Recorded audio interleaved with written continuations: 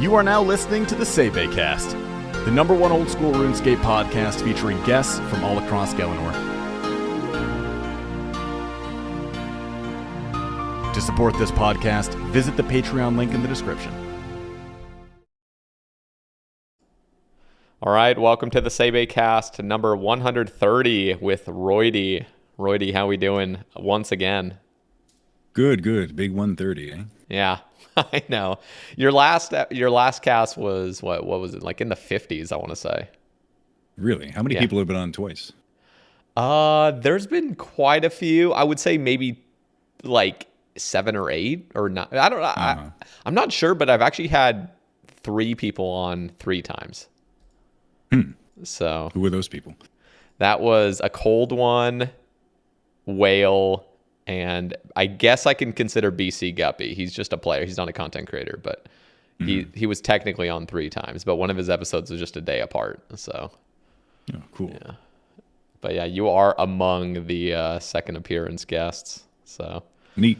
Yeah, I wanted to get you on once again because, I mean, obviously I got you on the first time and that was a pleasure. But then I listened to the Based After Dark cast with you on it, and I was just like, man, there is so much more to you than like the surface level RuneScape stuff. So I thought the 2 casts are on 2 pretty different ends of the spectrum, and I can appeal to both. So I like being on both for different reasons. So it is earlier in the day. Are you sipping some wine or anything, or is this a completely sober cast? I'm not. I have a beer. I can't go crazy because I will have to drive later. But yeah. I was a little bit upset that it wasn't in the cards to do this later when that was a possibility. But I have like about a tablespoon of lemonade left. Okay, well that's cool. I mean, I don't even drink, so it might be like strange for you to just be completely plastered and I'm just here. But it's hard for me to get to that point, even though I had a full bottle on the Based After Dark podcast. You handle it well. That bad by the end of that. Yeah. Okay, so I just have one question, just simply because I was just like scanning through Based After Dark because first of all, I just loved that episode. That was probably the best Based After Dark episode I ever watched, just because it was just so interesting, and I feel like unless you're I don't know. Would you say this is the first question I'll ask? Would you say that your Twitch audience knows who you are as a person? I would say no, but that's partly by design. I think I touched on that in the first podcast we had together, where like I like to keep the 2 separate to a bit of a higher degree than a lot of streamers tend to. So for that reason, it's not out of any sort of malice or like me keeping things from people. It's just like 2 different worlds. Yeah. Has that ever caused any problems or like anything, or just even like emotional, just wanting to talk about things but feeling like you can't? No, I wouldn't say so. If I got something to say, even if I try to keep the 2 worlds exclusive, if I have something to say, I'll say it in one form or the other.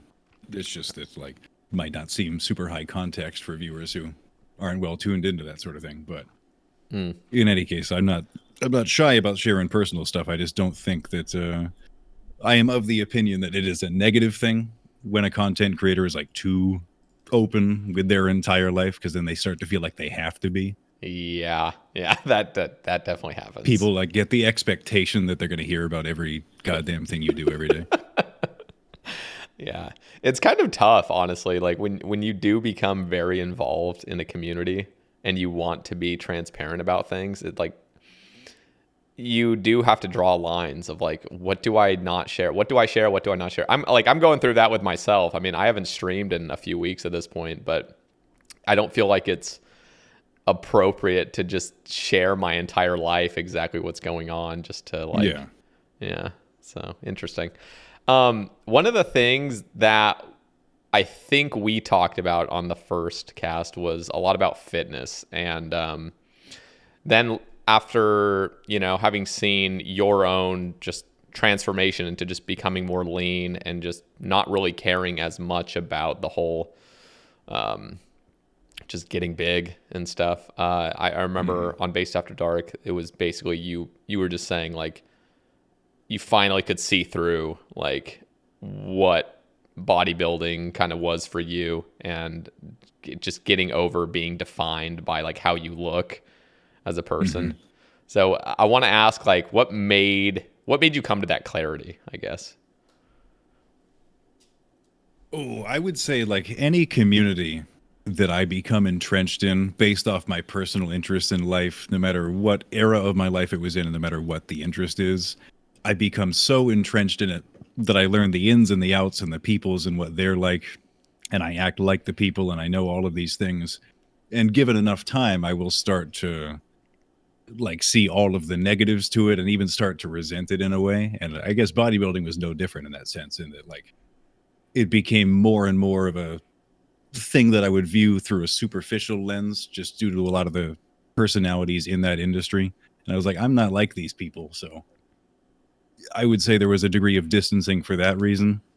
And also just with aging and just becoming more comfortable with oneself means that less of my self-confidence hinged on that sort of thing. So I was more successfully able to part with that being a major aspect of my life. What caused that? Like, what made you like just realize there's like you don't care anymore? Like, I feel like that's so hard for most people to actually not have, you know, maybe that crutch of like, this is how I feel. I don't know, more like myself is like through bodybuilding or whatever. Like, how do you just get away from that illusion? Or what was the journey for you? Or was it just like one moment you're just like, oh, I don't need to do this? No, it certainly wasn't an aha moment. Like throughout the entirety of my lifting, I would always take like, usually it ended up being like during the winter time, usually just by coincidence, not because of any one factor, that I would just always like fall off for a month or two and then get right back into it for another 10, 11 months. And then I'd fall off for a month or two and just like be very normal and get a little bit fat and then undo it all the next cycle. But it just, there was no aha moment. It was just one of those things. I was probably in the game long enough, metaphorical game, to where I had now led a longer period of my life in that like somewhat awe-inspiring form than I did in my previous fat kid form that I was trying so hard to get away from. Yeah. And it just, that like became my new norm. And as such, I was not as apprehensive to kind of meet myself in the middle between those two worlds.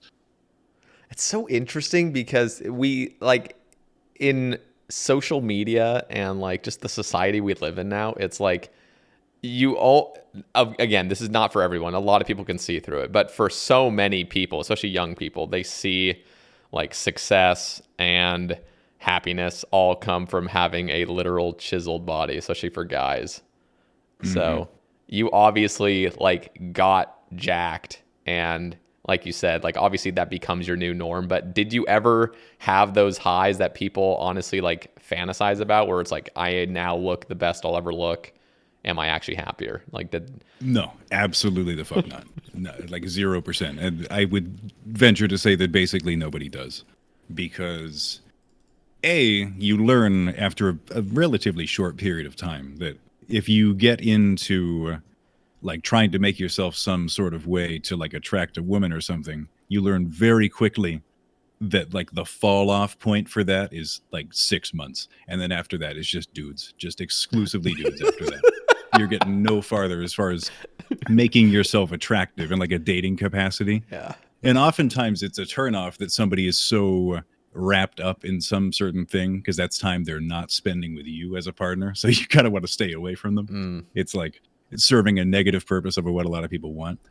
And B, unless you really like are entrenched in that community, you cannot, even if somebody is like a really physically good, not like facially, structurally good looking, people like the layman, they don't really understand. Like I remember before I knew anything about bodybuilding, I could look at a lineup of bodybuilders and I would just be like, they all look the same to me. They all look grotesque and terrible. Like you just can't tell like one feature from another. Yeah. And that's the reality of how it is to 99.99% of people. And you just get so lost in the sauce because you're in this community for so long, and all of the media that you absorb pertains to this community. So you just get this really warped lens. And it was really only in retrospect of my time being the size that I was that I realized that it was like never a question that I would be the biggest guy in the room. I always was. But still at the time, like in the moment, it never really felt that way. It's only in retrospect I'll look back at an old picture of me from like 6 years ago and just be like, Jesus Christ. Oh, that is so unfortunate that humans work that way. Like, you literally have achieved it, and you can't even, you don't even know you've achieved it. In fact, you're probably looking at yourself more negative than you did earlier. Oh, as far as like physical self-confidence, I'm not like happy with the way I look right now. It's not like I'm ever gonna not care about the way that I physically look and strive to be better, but like as far as like the comfort that I feel in my own form, it is higher now than it ever was back then, despite doing basically nothing for myself. Damn. So what is it all? Is it just a matter of balance? Is it just a matter of like not getting too sucked into any certain, I don't know, practice or just group of people or ideology? I think so. I don't think it's ever healthy to be so one-dimensional. And a lot of people that do bodybuilding become very, very one-dimensional. And being that that was like my personal field of interest, and it was also my degree, that was like my life revolved around this sort of stuff, to where it was always in my mind. It's what I researched in my free time. It's what I researched in my academic time. And just like, if somebody would bring up a conversation with me about gym stuff, it's like, I don't want to talk about this. I spend my entire life thinking and talking about this stuff. I want to spend the rest of my time thinking and talking about other things I'm interested in. And even today, like, people will come into my chat or they'll see my screen name and be like, hey, bro, you want to talk about the gym? I'm like, no, I absolutely fucking don't want to talk about the gym. I want to talk about RuneScape. So you also mentioned something about like you know, having developed an eating disorder. Does that just happen when you get into just really pushing the limits of your body and really like trying to just chisel every portion of it? Like, is that inevitable, or does that just happen to certain people? Certainly not to everybody, but I would say that at least what I would define as some sort of eating disorder would probably happen to the majority of people who become very, very interested in their diet and the way that they look. For me, it was exacerbated by the fact that I very, very quickly went from one lifestyle to another one. Like, I went from being fat my entire life, you know, putting down a bag of lime Tostitos in one sitting and stuff like that, to like immediately, you know, chicken breast and rice and lifting every day and stuff like that. Yeah. And being that my system was kind of still used to such a large calorie input, in changing the foods, I was never really getting there, and my body just was not used to what I was doing to it. And there just made this chasm of appetite that was just insatiable for like probably the better part of a decade. I just had this really unhealthy relationship with food, to where, like, no matter how good I was at dieting for X amount of time, I would always inevitably fall back into some sort of binge behavior and undo a lot of the efforts that I'd undergone in the last couple of months. Like, I never developed a healthy relationship with food. I was very, and today, like, if I were to do a bodybuilding diet, I would approach it very differently than I did back then. But a lot of people, when they first get into dieting, it is like that super rigid, pseudo tasteless food. And like, you might be able to kick it with that for a year or two when you're super, super addicted to it. But after a while, unless you're just like a real 1%er professional personality type, it's going to wear on you. So what would you recommend? Like, if you could do it all over, like if you had never bodybuilt but you have all the knowledge you have now and you wanted to get into it, or somebody that's getting into it, what would you suggest? I would just stress that anything that you do, you have to consider that it's going to take a very long time. And you feel like it's somehow going to be sped up by you being so squeaky clean with everything you do. But that is just not the case. Because as long as you're being mostly true to what you want to do, consistency is the number one variable.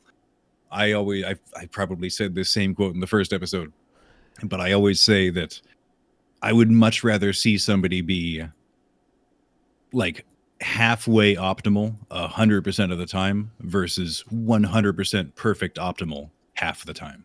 Yeah. Because one is just going to be leaps and leaps and bounds ahead of the other one. So with that in mind, that anything you try to do is going to take a pretty long time, you can kind of just settle the fuck down a little bit and live your life knowing that you are trending in the right direction. Yeah, that's definitely the way to look at it. So I guess a shift of topics. You've been really on the grind with streaming, and you've been extremely consistent. And also, like, you know, Farmers V2 is up. So let me just ask, like, do you enjoy streaming more now or at any other point in your stream? Like, I guess, like, when was the most enjoyable time of streaming? I would say the group stuff, like in the grand scheme, the group stuff is probably what I enjoy the most, not just because of like the metrics, just due to the nature of how it is, like getting to actually play the MMO in a multiplayer capacity and do it with your friends, and also just coincidentally reap such success from doing so, for which I'm very thankful. It's hard to compare anything else you do on stream individually to that, other than just like the acute high moments of what might happen from an account to a different account. That's cool. And yeah, like your guys' team is just wholesome as hell as well. Like everybody knows who the farmers are.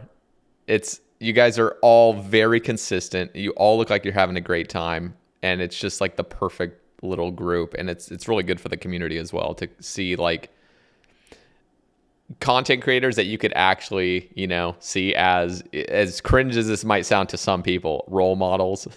I don't know if RuneScape streamers exactly like role models, but at least you can just not feel like, oh man, these people are toxic as hell, but I still enjoy it. It's like you can just enjoy them for who they are as well. So yeah, I would say like the four of us, and there are many content creators who are this way, but the four of us, we have roughly similar personalities, similar mindsets. We're similar people, and we approach our streams from like this is my job and I'm going to do it no matter what, and I'm not going to be flaky sort of perspective, which a lot of people can appreciate, and it works very well when we do it together. Yeah. Whereas a lot of streamers do have the like, okay, I have gotten extra subs this month, so I'm going to go on vacation 75 times and just like stream twice a month. And when I come back, I'll get even more subs and blah, blah, blah, blah, blah. Yeah. Okay. So do you think you'll ever get on the hardcore Iron Man grind again? Like a solo account, hardcore Iron Man? I don't know. Whenever anybody asks, I'm always like, I just don't know. I don't know what future me is going to do, and I can't speak for future me because I don't know what I'm going to want at that time. That's why I was so careful not to be playing my hardcore when I first started feeling that way, because the last thing I'd want is to play an account out of expectations that other people have for me, even if it's not something I enjoy, and then like have that account die, and then have to move on anyway and not have an account to come back to that is very good for when maybe I would want to play it. Yeah. Yeah, I don't know. The hardcore Iron Man, like I'm glad that kind of phase is over with. I think I probably talked about it. I feel like this has been a common theme that I talk about when I talk to people that have played hardcore Iron Man as streamers. Is just, I'm glad that phase is over with. Like, people have just realized, like, yes, you can still play a hardcore Iron Man, but it's not like the meta. Like, you don't have to feel this absolute burning desire to do this because everyone wants to watch it. So yeah, and unfortunately it cannot be said that it is not still the most desirable thing to watch. Like if Bodhi was on a new hardcore tomorrow, it'd be 6,000-7,000 viewers every day for the next 2 months. Like, undoubtedly, true. Everybody wants to see that. But that's not to say you can't still find some success and shift the norm by abstaining from that behavior. Because from a content creator's standpoint, it is the most stressful thing to do, to feel like any degree of your success hinges on something that oftentimes is very outside of your own control. Yeah. They've come out obviously with well, let me ask you, what are your thoughts on the new teleport crystals that can get you out of sticky situations and get you out of DCs potentially? I think the escape crystals are wonderful, and I'm very happy with even the tweaks they've done to it from inception. Like, when it first came out, it was pretty useless, but now it's actually quite good, and it could still be better by like changing it to a server pinging system, but I just imagine that is a very complex thing for them to do on their end. But with what we have right now, it is definitely a game changer. The Farmers V2 would have died like a month ago if not for that escape crystal. Damn. That's cool. So wait, how many lives do you guys have left? We have 2 out of 5 left. We were at 5 out of 5 like less than a month ago, so it's been something of a cascade of lives being lost, and they've all been technically off stream because one was fully off stream, the other one was also fully off stream, and then Mammal's third one was a disconnection, hence off stream. Damn it. What are you guys' plans for after all 5 lives are lost? Oh, probably much the same as last time, you know, go our separate ways, do things, experience what has come into the game since we were focused on these accounts in the early and mid game, and like get back to our own mains and the end game content that they can do, and then eventually, and also temporary game modes, Deadman League, stuff like that, and then probably eventually run it back into V3 when there's enough new stuff to justify like forging a different route as a group and getting back to it. Would you guys potentially wait for sailing to come out if it passes? I don't know, like it all hinges on when the group that we're in right now does eventually come to an end, because it could be in a week or it could be in 6 months. Do you want to see any new game modes? I know, like, obviously the last ones were just group Iron Man focused stuff. Do you think there even is a chance that we get a new game mode? Like like a permanent type, you mean to yeah, say? yeah, like a permanent game mode. Like account type, yeah. I don't know. It's not like there's anything that the community has really been clamoring for like they were with Group Iron Man for years and years and years. So it's hard to just say in advance of them pitching any sort of ideas what a new account type might be. If I had to guess, I would say it's probably likely that in some time in the future, if it's like 4 or 5 years from now, there will be some different account type. God knows what it would look like, but could be difficult to conceptualize of these sort of things before people start talking about it. Mm-hmm. I want to see. Well, I don't know. I it's not like it matters that much. We already have so many account types, but I've always thought it would be cool to get like some sort of main man mode that's like hardcore potentially. So it's literally just hardcore main mode, and when you die, you just become a normal main again. So you get to enjoy all those perks. I'm surprised they haven't already done that. It seems like the most simple thing to come out with. I mean, you can only split the community in so many ways before before it just gets a little bit silly. And then you could say that maybe in the future we'll just reach the height of customizability, where you'll just be able to make any account type you want and like set your restrictions at the beginning to be XYZ and blah, blah, blah, and just have these super complex accounts. I would actually love it. Like, I wish, who knows, maybe in the future, RuneLite will get a little bit more freedom to do certain things that actually interact with the game. Like, obviously, with Jagex's permission, like them coming together and just realizing, like, what if you could make a hardcore, chunk-based, whatever the hell else, Ultimate Iron Man, Tile Man mode, like, combine them all, and it's just something, but you can actually just do it not necessarily officially, but like have it under Jagex acceptance, for sure, because you see with Tile Man and with the one inventory slot accounts and Chunk Men, like the RuneLite can literally prohibit you from doing things. So like we're almost there. It's just a matter of being like fully recognized in an official capacity. Yeah, we'll see what happens. Well, so let me ask, what do you enjoy most? I guess like early, mid, or late game. Like, what do you enjoy grinding most, at least like on stream and stuff? Well, I've always been a big early game guy, just because I love the rate of progression is what everybody says, but being able to optimize the early game because the rate of progression is so high, like everything you structure a little bit more optimally pays huge dividends in the early game because of that progression rate. Like if I were to do something slightly more optimally in the end game, I wouldn't even notice. But to do something slightly more optimally in the early game, after a couple days, your account might be like twice as good as the next guy's. Yeah. You guys, I mean, you and Faux, I always think of like you guys. Him and I specifically get off on that type of thing. You guys are nuts. That's why we worked so well in Battle Royale together. We were cooking for like a month prior to it coming out. That's cool that you enjoy that too. Like if you enjoy it and you're good at it and you just have a ton of game knowledge, like that's definitely like a combination for success. To paint a picture, Faux and I's BR strat for this recent one that Eviescape put on. And you'll appreciate it when I say it, but the first 25 minutes of that route that we forged and planned out, upon implementing the first 25 minutes in the actual mode, there were 0 hangups. We did not, nothing was unaccounted for. Everything went exactly the way that we wrote for it to be. And it is hard to make a 25-minute plan that goes that way. God, that's awesome. Solo missions, and he's not a Twitch streamer anymore, but him as a YouTuber, like he's definitely got that early game knowledge and, just all those like secret strats and stuff. Faux and I, with all of our planning, we psychoanalyzed people. We scouted people and what they were doing in the practice server. We knew a lot of people, including Solo Mission. We knew their route better than they knew it themselves. Oh, wow. We were like map hacking in that we knew what everybody was doing while we were doing our stuff. That's awesome. So I will admit, that is definitely one of the best parts about RuneScape is unsolved strategies and being able to actually play with them in a competitive manner. That's just got to be the most fun thing about this game.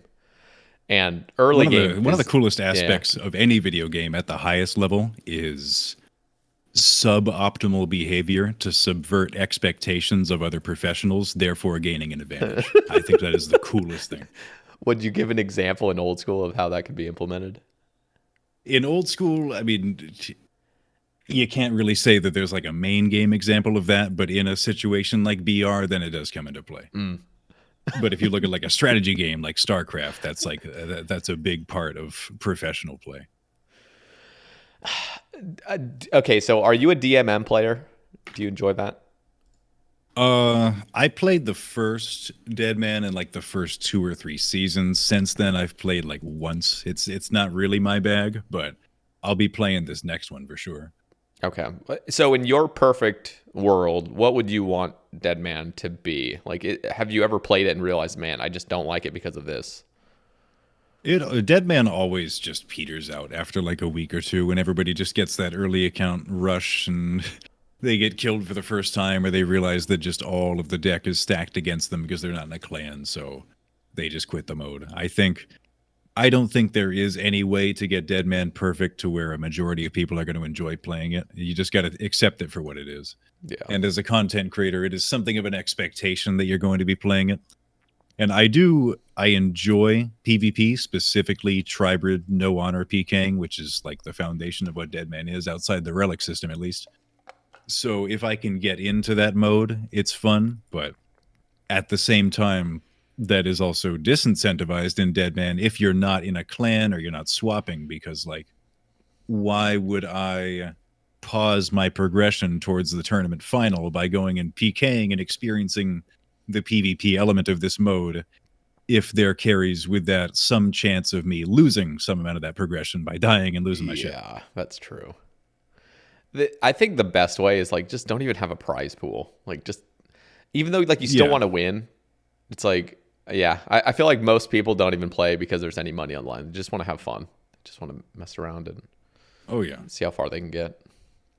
But yeah, you are right. It is kind of weird. The whole concept is PK each other, but you're just so incentivized not to PK just to last longer. Mm-hmm.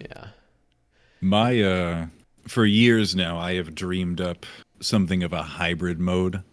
Well, I guess you could call it a triple hybrid mode between Deadman, Leagues, and then also technically Group Ironman.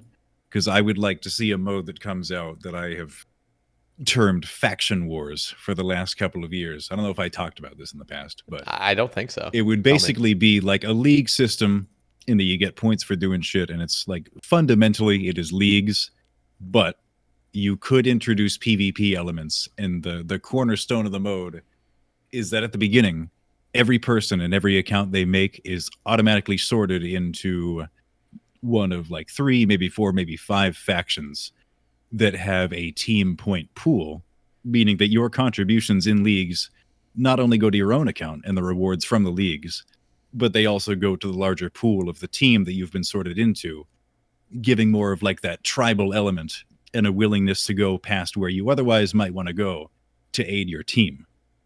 And the memes that would come out of something like this, because anytime you do a faction-based thing, one team always becomes the meme team, like in Fall Guys. Mm-hmm. Like if you get sorted into like the Saradomin faction, and for whatever goddamn reason, that's just the meme team for the mode, and it just everybody shits on the Saradominus.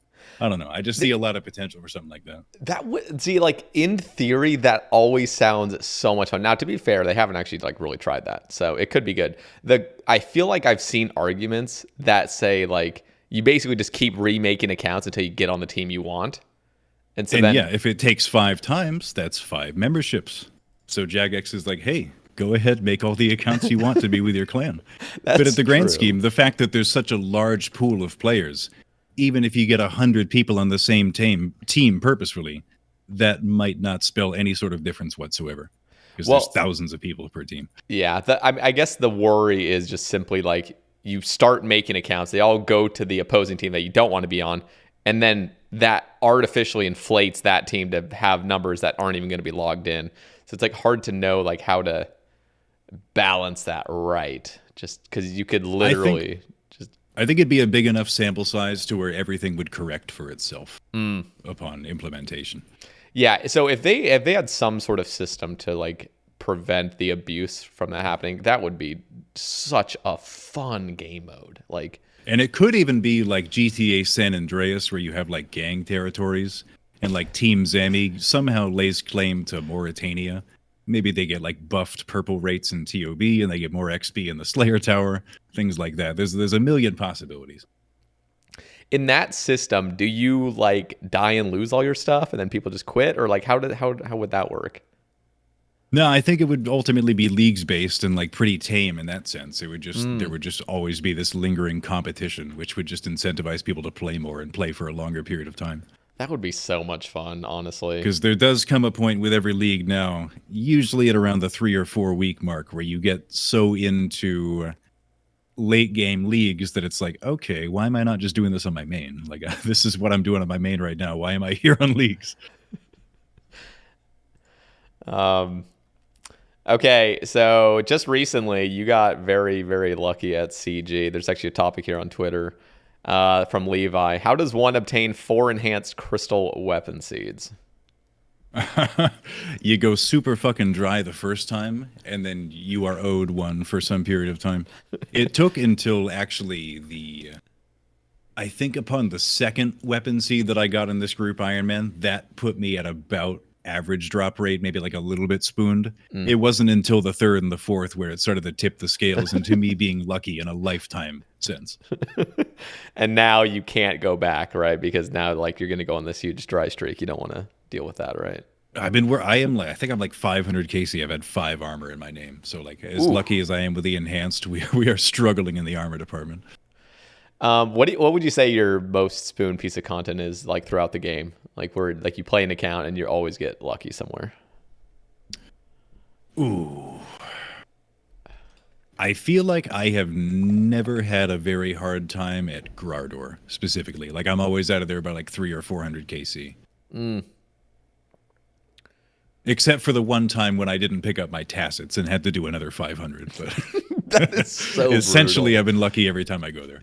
Dude, speaking of that, did you see Ignoble Solids clip where he got a Nile horn at Nex and died like from the little explosion at the end of Nex, and he didn't end up picking it up?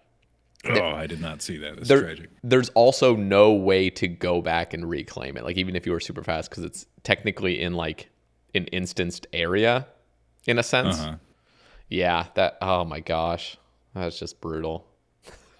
That is so brutal. It's kind of crappy, but it's funny in retrospect. Oh yeah, it's funny to everyone else too. Everyone's having a good time, and as long as you stream it, it shouldn't be that big of a deal. At least you get memed for it. Yeah. I've heard some real horror stories of just people like actually like quitting the game because something that tragic happens. Oh yeah, they're not built for. Whenever that sort of stuff happens to like an Ultimate Iron Man, though, they'll take like a week off, and then they'll come back a week later like reinvigorated more than they ever have been. It's like, oh boy, a chance to do it all again. Dude, I do not understand how people would you be willing to play a UIM? No, absolutely not. That just sounds so miserable.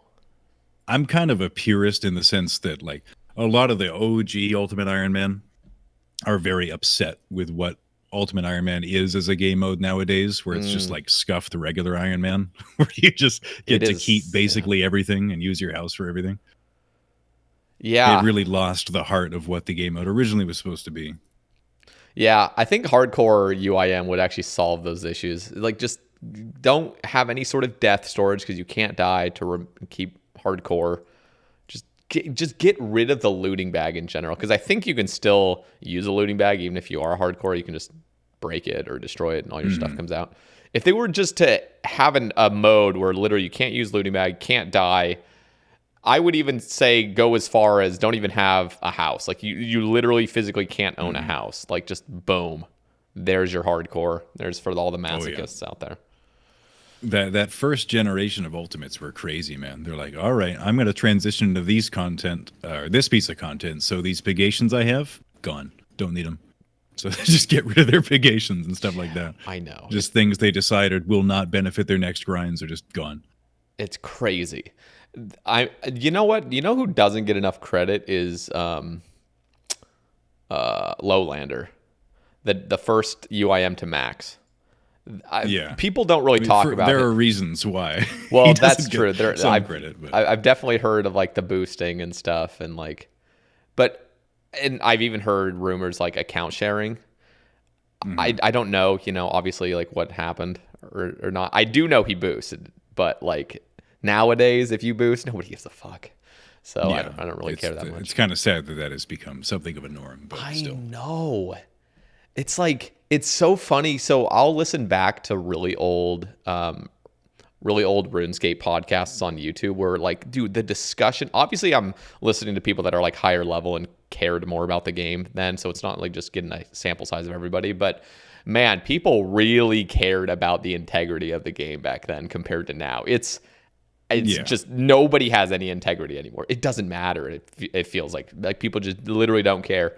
And I continually see the argument on Reddit as well. It's like, dude, if you enjoy the game, like if somebody's enjoying the game, it doesn't matter how they're playing. Like, so if somebody wants to boost, if somebody wants to buy an Infernal Cape, it's not affecting you. So like, and it's like, oh, if somebody's cheating, if somebody's botting, it's not affecting. It's like, you can literally use that argument for anything and the game just goes to shit because, oh yeah, I don't know. I worry about the game. The goalposts have changed where like 5 years ago, to be the very best Iron Man was a difficult thing to do. But nowadays, they're like a real showstopper. Iron Man is a dime a dozen. So the things that people care about have also changed in the way that it affects those types of characters. That's true. Yeah.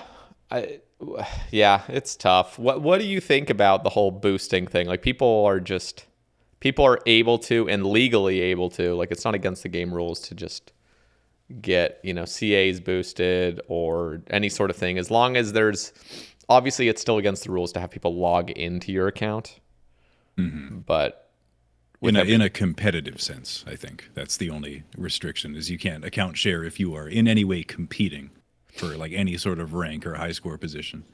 Yeah. I think as far as getting just playing on one account, I'm pretty sure you can share. I mean, you can, like, they're not going to enforce anything, but in regards to like boosting an Infernal Cape, the whole line is so gray, to be honest, because you see people just using max Infernal Cape accounts to PK on as their full-time account, basically, but they just don't say it's their account. But it's like, what is the... I don't know. It's tough.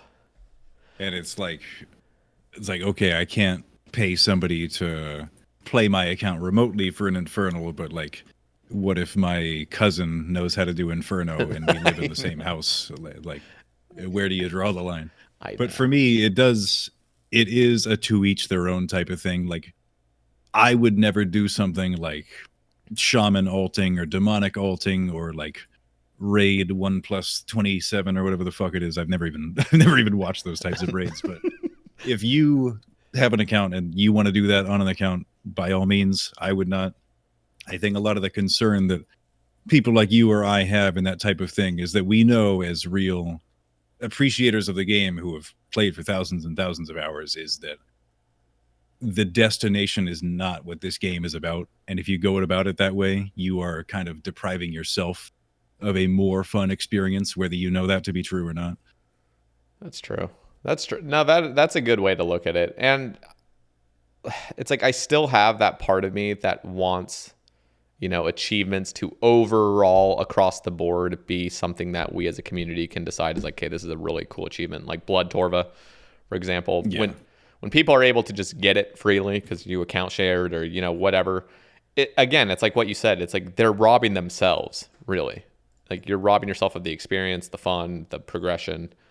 But it also, in a sense, kind of robs the community of having something be considered an achievement. I don't know. It's a tough line. And we are all getting older, and like I feel like just with age and just experience, you just stop caring as much. You're like, whatever. But I don't know. It's tough. It's tough to draw that line because you can go as far as to say, well, what's the problem with somebody botting? You know, it's not affecting you, but imagine the whole entire high score is just filled with people that have cheated everything. It's like you get to a point where I don't know. It's like I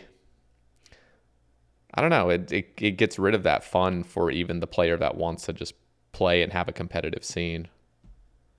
Yeah, at the end of the day, you really just got to compare you to you. Because as we've seen come out in some viral conversations of late, there really is nothing that the developers can do to bring the game up to so high of a bar that the best of the best will struggle to leap over that bar. It's always going to be easy for the cream of the crop. There's just nothing you could do with this game that will not be that way. And even things like Grandmaster Combat achievements, for a lot of people out there, to do all of those tasks is a joke. Like, they're very easy, especially with modern gear standards. Even what are considered to be the harder Grandmaster achievements, for the people who are the respective best at those individual pieces of content, the thresholds for success as defined by that diary are trivial. Yeah, there's been a lot of discussion on this topic of like pushing the boundaries of difficulty with pieces of content. I know No Monkey's obviously been like the main guy that people are talking about, like the controversy and stuff. Yeah, what are your thoughts on the whole like pushing the difficulty limits of this game? And do you think yeah. Go on. I was just going to say as well, like, I don't know how much you've done the Desert Treasure 2, if at all, because you've been playing Farmers. None, because my internet was very much on the fritz for the release of DT2 for the first couple of days. So aside from having done the quest, I have not touched the content. Yeah, I haven't even touched Awakened stuff, and I've barely even touched the normal variants of the bosses. But like, yeah, I mean, it seems as though, you know, people were able to get Blood Torva day one, which is fine. And it looks like the hardest boss though is Leviathan Awakened, because you literally have to like one tick prayers and move, and just it's a shit show. I think for years now we have had to make our own hyper niche challenges to really appease those really high end PVMers. But then you see some people out there making their own challenges, and like, you recognize that many aspects of this game, like Inferno or even Fight Caves in this example, do have a theoretically unreachable skill limit. It's just that to be anywhere even close to that skill limit is entirely unnecessary to do the content, even in like a sensational sort of way. You look at a guy like Port Khazard, who's done the Grandmaster Fight Cave speed time, which is, in my opinion, significantly harder than the Inferno Grandmaster speed time, without losing any prayer points while also off task, just because he wanted to. And like that to me is approaching the skill ceiling of what is possible in this game. That dude is so crazy at this game, and he doesn't even really care about the clout either. Like, he could be just popping off if he cared to share like all of his achievements and, you know, created insane videos of it. Like, he likes to share his achievement, but like, that's the extent of it. Like, he just does it because he's a freak of nature with this game. Mm-hmm. And yeah, there are people complaining about the lack of things to do and end game experiences to have that have not come even close to the types of things that like he has attempted to and succeeded in doing. If that's what you really care about, you can make this game as hard as you want for yourself. It's just like, it's not necessary to do that. You're right, dude. That would actually be crazy. Imagine that was like, I don't know, one of the Grandmaster achievements. Like, do all 3 of those. Be off task, get the time, and don't lose a prayer point. Like, people would be like, what are you smoking, Jagex? Like, this is just ridiculous. Yeah, that's so crazy how... Yeah, it really goes to show, though, like, how crazy some players have gotten at this game. A decade ago, people sucked. There was no reason to get good either, though. Like, I'm sure everybody, myself included, when I was like 10, I thought I knew this game inside and out. We didn't know shit back in 2005 or whatever. We're getting to the point where we have figured out a lot of things, especially because people can go into the code. People can make plugins. People have just solved so many things. And, you know, in regards to that, like, just kind of going back to your, you know, enjoyment of early game, and I will even equate this to clue scrolls. Like, clue scrolls are very hard to solve because there's so many there would be just so many different variables in clue scrolls. And obviously there's no real incentive to like speed run clue scrolls, but you know, if that was a thing, like, that would be awesome, just because it's just one of those things where you feel like there's always going to be slight optimizations you can make. Yeah. Which keep the fun. The beauty is in the simplicity of the game, because in that simplicity, it can also have tremendous complexity. I think a recent example of the account that I'm on right now, I was doing the Knight's Wave training grounds of all things. And you know, the way you'd usually do it on like a mid-game iron when you get to completing King's Ransom, and you do the Knight's Wave training ground, is you go there with like a dragon battle axe or whatever, and you'll hide behind the dummy, and then you'll flinch the critters down. Yep. I call them critters because I'm so in such a CG mindset. I always call them critters in CG. But you kill the knights, who canonically are English. That's why they look so weird.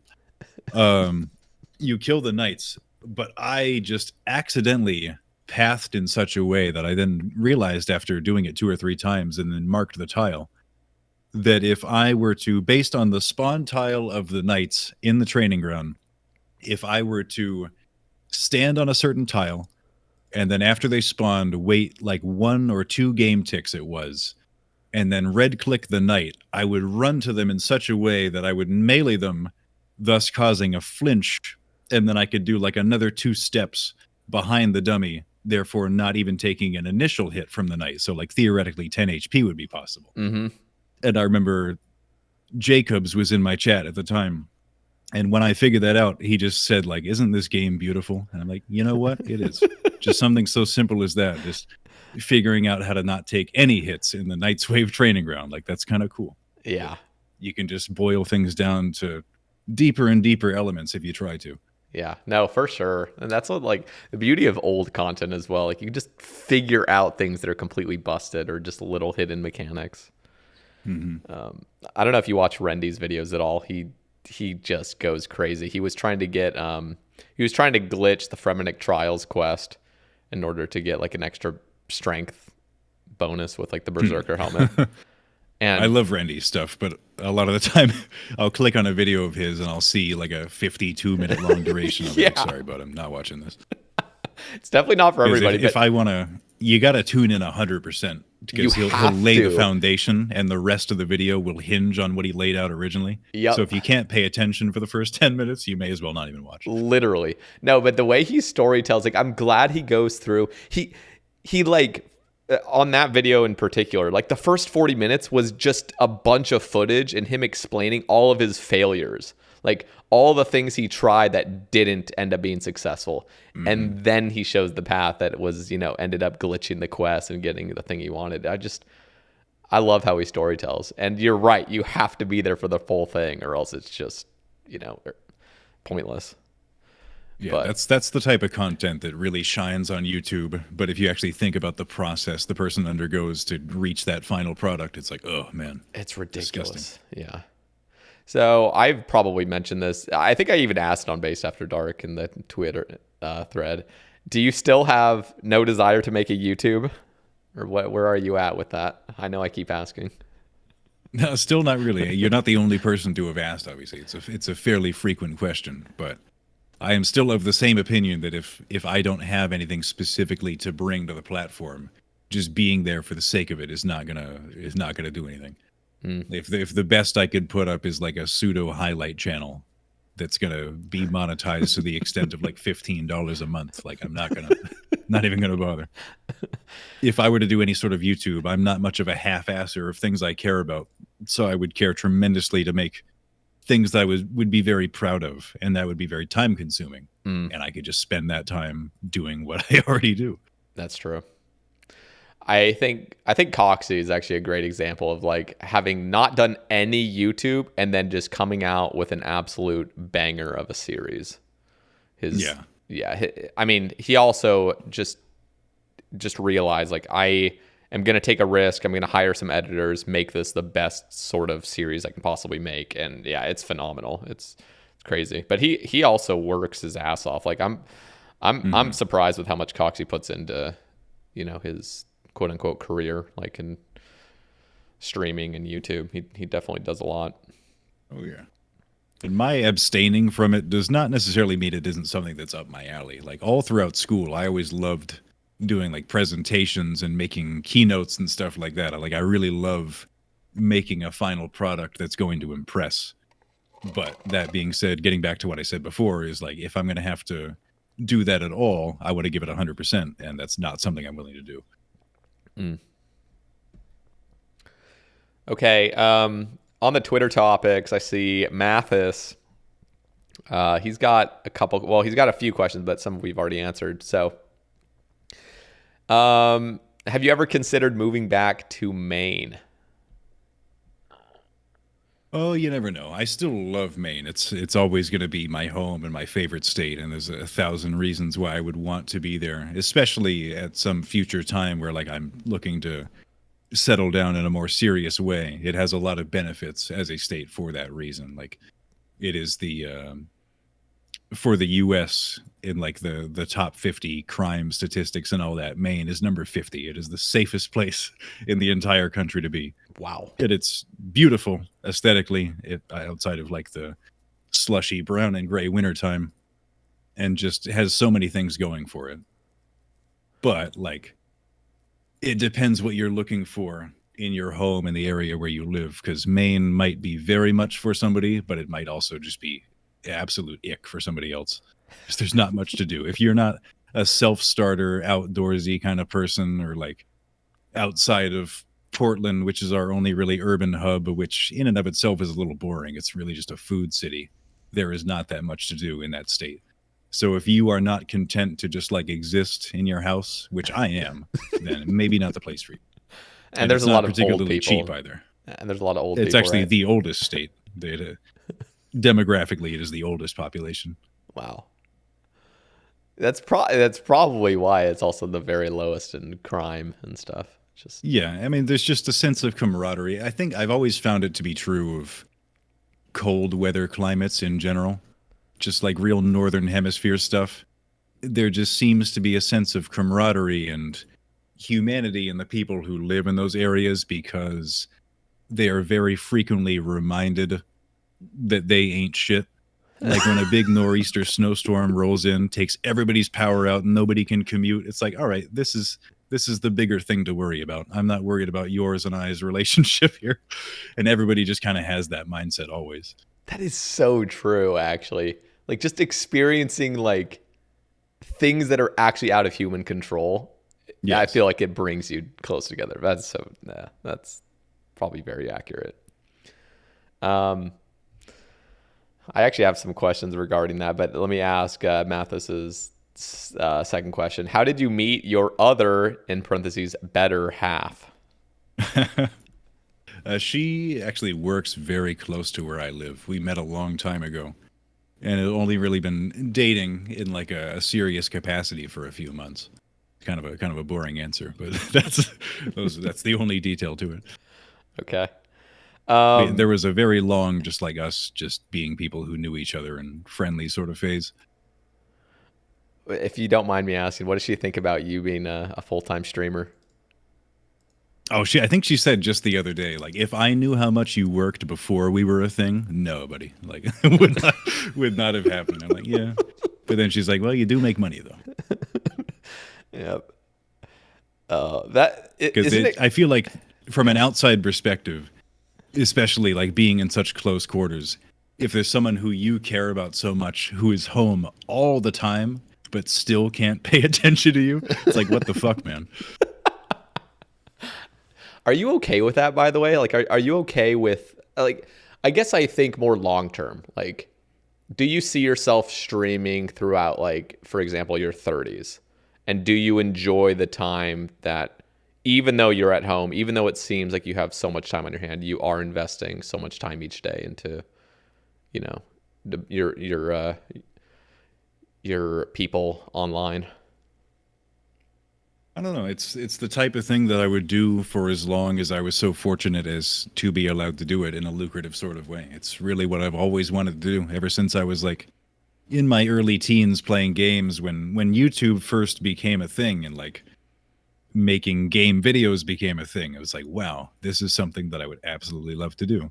And not in the way that a lot of people see it as like, I want to play games for a living, because that's not what it is anymore. It's not 2011 machinima era.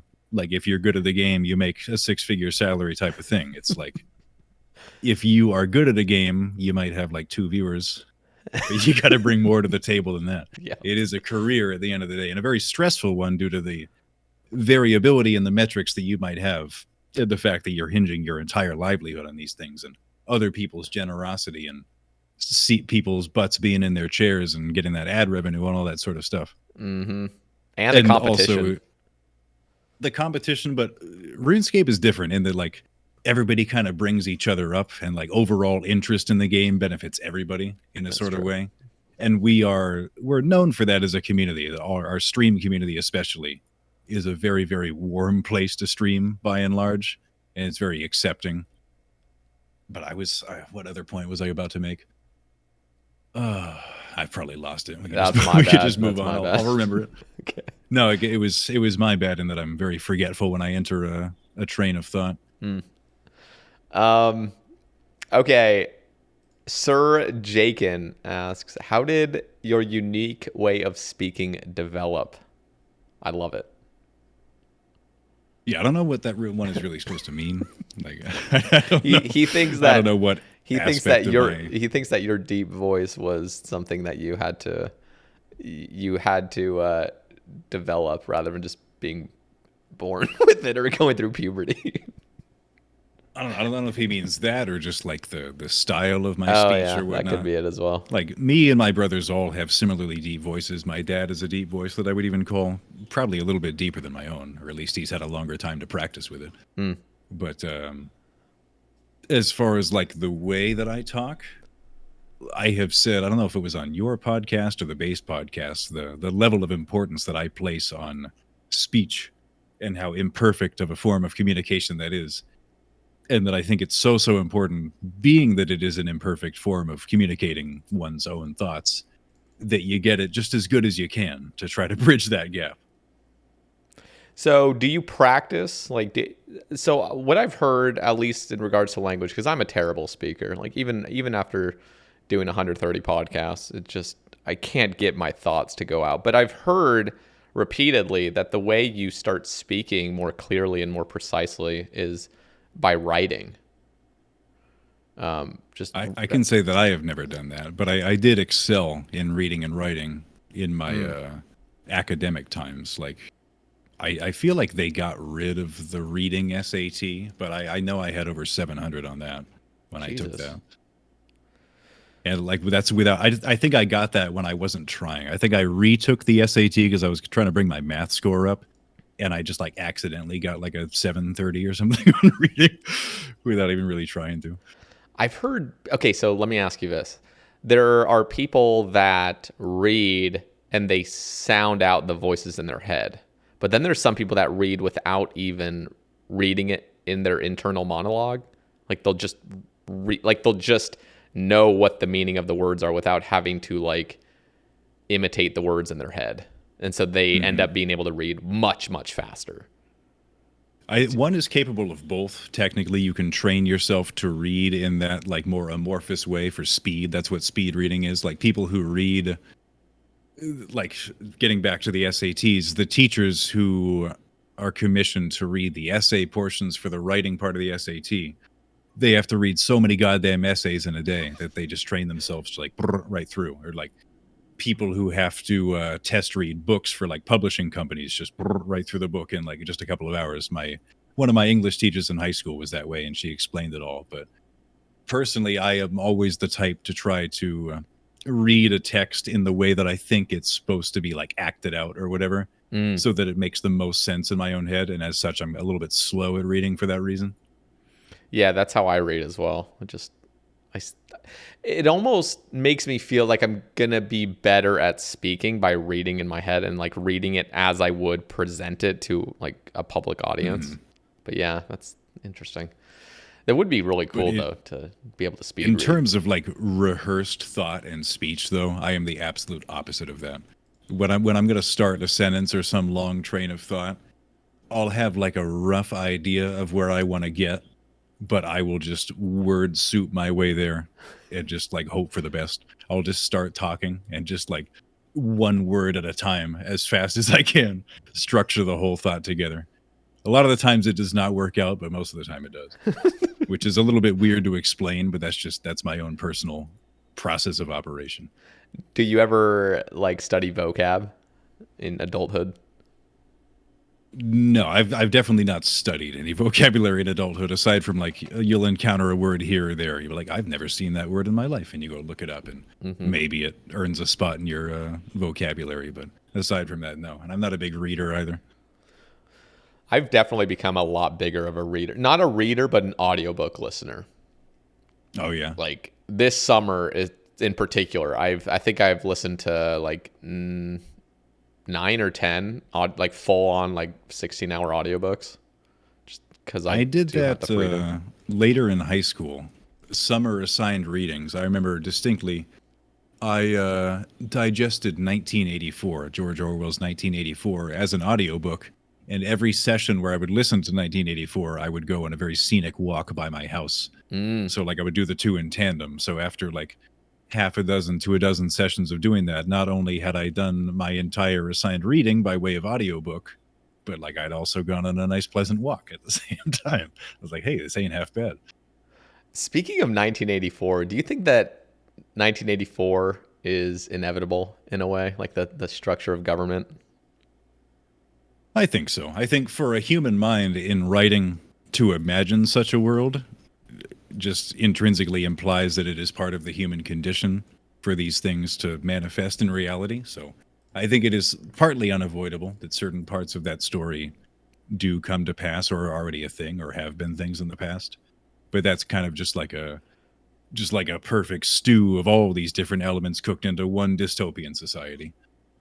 It's so interesting because I just think of the contrast between like 1984 and like A Brave New World, and just thinking what is actually like, what do we want to become as a society in the future? Like, is there even an optimal structure of government or structure of structure of society or anything? Like, have you ever thought about this? Like, what is really optimal, honestly? Is what we have right now, it's just like liberal freedom?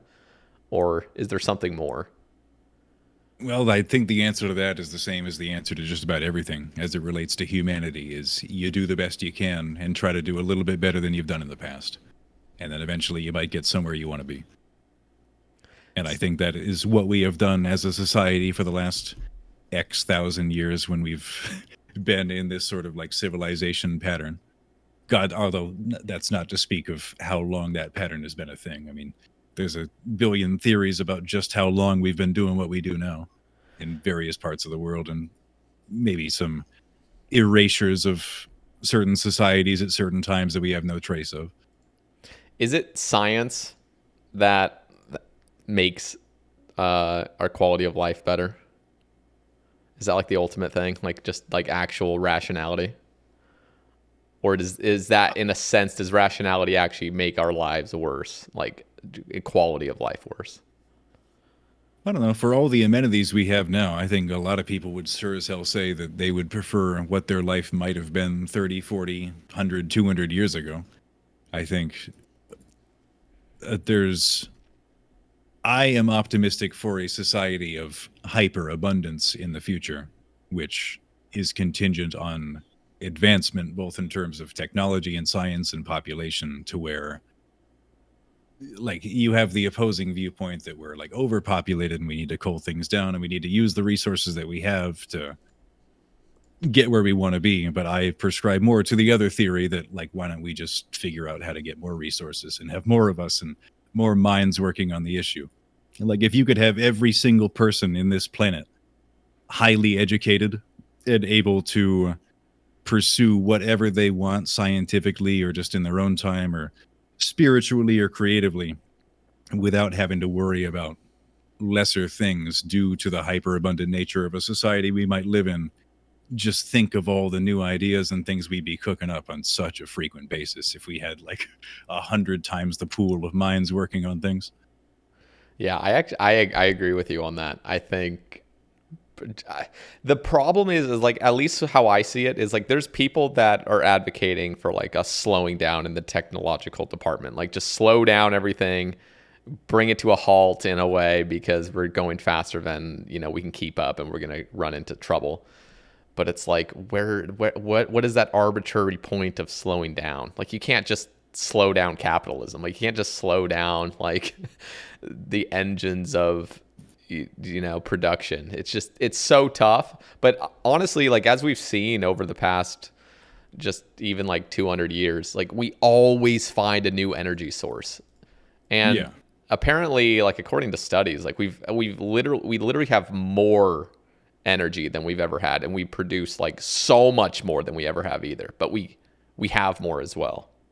Like, the more you create, the more you have to create as well, which who knows if that'll end. Like, obviously, if we don't start exploring the galaxy, there is a finite amount on Earth. But like, I feel like we're going to start exploring space and stuff. We'll see. Oh, yeah. So, I mean, people have for a long time been defining theoretical societies with the main variable being their ability to harness and utilize energy. I think even in the short term, the next 50 to 100 years, that's going to be our thing, where we look back in time and we're like, oh my God, think of all these things that we were just wasting, all the energy unused, untapped into. Like, we were not fully capturing the sun as it hits our planet. Like, we weren't using this wind. Why? And that's not to be like a renewable energy advocate. That wasn't like a political statement. It's just like, there's a million ways to cut the cake, and It's we're funny doing how you very few even of them have right to. now. Yeah, it's funny how you even have to mention that. But yeah, what are your thoughts on AI, by the way, especially with like the rapid expansion of it, I guess, and now it's like in our modern day, like it's in our phones now and everything.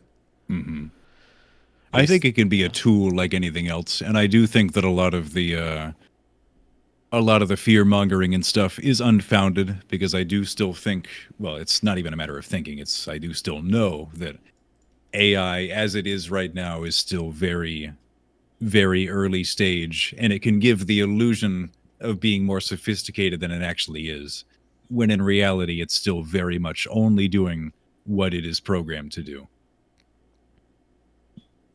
Like, it's just basically like a big librarian at this point. Yeah. It just takes from all the data that we have and it spews out what it thinks is the right thing to say, and that may or may not be the right thing to say. And it's all found materials, basically. Nothing new is being created necessarily. Yeah, we'll see, because I don't think like AI or anything has any sort of, I guess, consciousness. I don't even know what consciousness is, but like, just to think like it's, but that's the thing. It's like, technically there's no way to prove that anybody else besides yourself has consciousness. It's so when AI gets to a point where it can fully deceive or just be exactly what a human being would be, where it literally has empathy and all of this stuff, and it doesn't matter whether it has consciousness or not. It's whether you believe it has consciousness or not. So like, yeah, that's interesting. So here's like a fascinating point of view is like, so I don't know what like exactly the technological singularity will be, like where AI just advances so much that it starts making AI, and that AI starts making AI, and it just this huge exponential boom where like life as we know it is just not the same. But if technology progressed to a point where you could become like immortal, or at least amortal, where like technically you could still like get hit by a truck and die, but at least disease wise and everything, you'll live forever. Yeah. Is that like something we want? Like, is that something you would want, to live forever? Like, is that something humans want, or do we crave technically like deep down to have an end? I don't know. For like, I'm a big sci-fi guy, so like all the episodes of all the different sci-fi shows like Star Trek and Stargate, they all touch on they all have plot lines similar to like what we're talking about right now. Like when you reach a society that's so advanced that like death just isn't really a thing, there would probably just be new talks of like, okay, when should we die? Let's pick a time and let's all just decide that when we reach that age, we're just going to expire. Oh, that is so weird. That's so weird to think about it so specifically too. Like, it's easier to argue for everybody just kind of subsiding indefinitely if we were a much bigger society, like over more planets. Yeah. But if everybody just keeps like piling up in the same space, that's probably no good. Interesting. Are we in a simulation, do you think? I have to ask. Nah, that's gets into the territory of non-falsifiable hypotheses, and I don't like to waste brain space on those. That's probably for the best. I know, because it really doesn't matter if we are or not. You can't like prove it at the end of the anyway. day. Yeah. At the end of the day, you just gotta wake up and do your thing tomorrow. That's so, like, why bother? Mr. Mammal asks, when will you wear wigs? That one I don't get, because that's like not in reference to anything. That's not like an internal joke or anything. So I don't know what he means by that. Like, I know some streamers, like female streamers, usually go through an era where they get super into wigs. I don't know if that's what he's referring to, because I certainly never will. By the way, maybe he should start. I don't know. Yeah. You do have very thick hair, at least it appears. I'm jealous. It's not as thick as it used to be, honestly. Yeah, well, that happens to all of us, but at least you do have a full set of hair. My hair is just slowly getting thinner and thinner and thinner. I'm like, God damn it. And then it's funny when it starts happening, and then you actually pay close attention to what your relatives look like your uncles on each side, and you're like, oh, they're all bald. Like, it's going to happen to me. Okay. Yeah, I have no fully bald people to whom I'm like related by blood. But I mean, there was like some thinness on my grandpa's side. Okay. Yeah, apparently like 30% of men by the age of 30 will be balding, 40% by 40, and 50% by 50. So the half of men are going to be good by 50 technically. I'm just not one of those lucky few. And who knows, maybe by then we'll be so advanced as to have that be a thing of the past. The thing is, like, I've actually heard that. They're like, I mean, this is always, obviously, like, they're always looking into research on things like this. But, like, yeah, they are going to be able to basically, like, replicate your hairs on your head and, like, just make it so, like, yeah, hair loss is literally just not a thing anymore in the next, like, 8 to 10 years, apparently. We'll see. See if that happens. I could see it. It'll come out like be one of those things that very few get that's super expensive, and then in another 10 years it'll be commonplace, and then 10 years after that it'll just be standard. Yep. Dude, so you know how, like, I don't know. I don't know really the year when cell phones just started becoming really popular. I always just think like 2007 because of the iPhone. But like, what are your thoughts on like the Vision Pro? Do you know what that is? The Apple like headset? Like VR stuff? Yeah. Like where you're literally just like completely in your cyber world. Like I get Player One type stuff. Yeah. I get scared for that, man. I don't know. I think it'd be cool if it's implemented in an innocent sort of way. Not like the type of thing where you just get locked into it and can't get out. And it's the only place you crave being, and you just no longer care for regular happenings in the outside world. That's the real problem, is it's not like it's forcing you to do anything, but you become so addicted because you realize this is so much better than reality. Yeah, there's a movie called, I think, Surrogates with Bruce Willis that's about that. Like, everybody gets like a hot, young, artificial body that they just like get to exist in remotely, and just nobody wants to not be in that body, because why wouldn't you? Yeah. It's weird though, because then you start questioning, like, why does it matter if I'm in my quote unquote real body? And is it even my real body? Like, at what point do you even identify with, like, is my fingernail my body? I just clipped it off. Like, at what point is your body your body? It's like very interesting. Who knows? Yeah, we'll see. We'll see what happens. Okay. Vori, this is going to be a weird one again. Vori asks, which motor oil has the best flavor profile? It's been a while since I've had some, but let's see. Let me just look up motor oil brands. It's got to be Pennzoil, right? It's got to be it. Best flavor profile. You can taste every Some single... people wonder why, like, I'll clearly look at my chat during the stream and just read something somebody has to say and then not read it out loud. It's like, some things just aren't worth touching on. That is, like, honestly, that is what makes me the most uncomfortable as a streamer, is just when you're wanting to just enjoy the game or just enjoy a moment of just clarity, and then you just have, like, a question or something that's just... you just know is not the vibe. Yeah. And then there's no other questions coming. So you just have this one question that's like staring you in the face, and everyone's just kind of like waiting for you to either ignore it or ask it. And it's like, it's less and less the case the more people are chatting at any one time. You can just pick and choose. And then if you don't have that luxury, just focus on the game for a minute. Yeah. That is commentate what you're doing in game. That is a nice luxury, you know, having more people, more just more is being said. It's nice. Yes. Whale asks, how does it feel to watch a man's life leave his eyes? Like, as with the motor oil, it's been a while, but it's something I do try to forget. Okay. Joran asks, what is the piece of content that really pushed you to up your skill level? And is there any content that you feel like you can't do at the moment?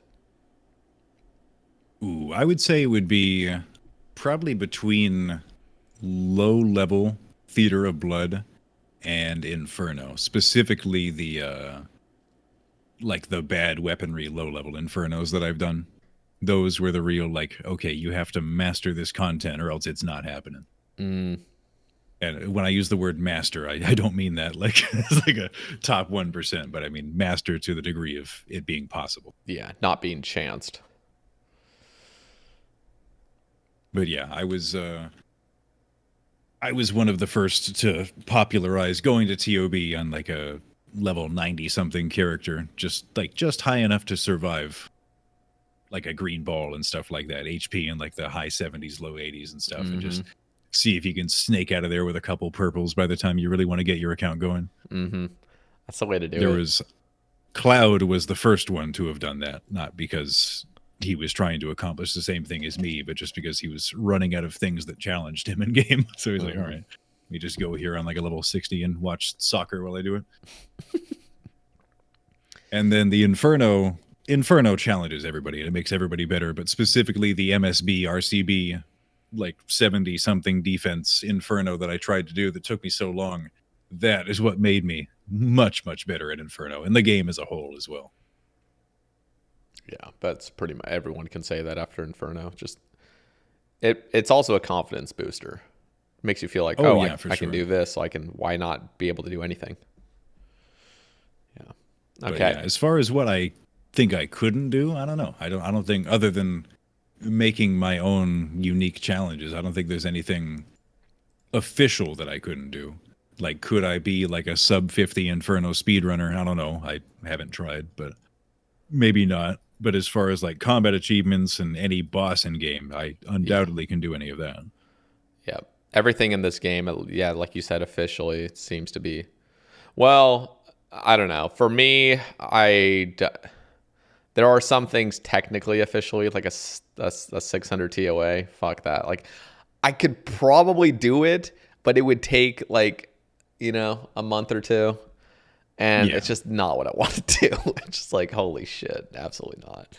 But yeah, officially just completing, an expert TOA, absolutely. Okay. Simon asks, what are some activities you enjoy outside of streaming and video games?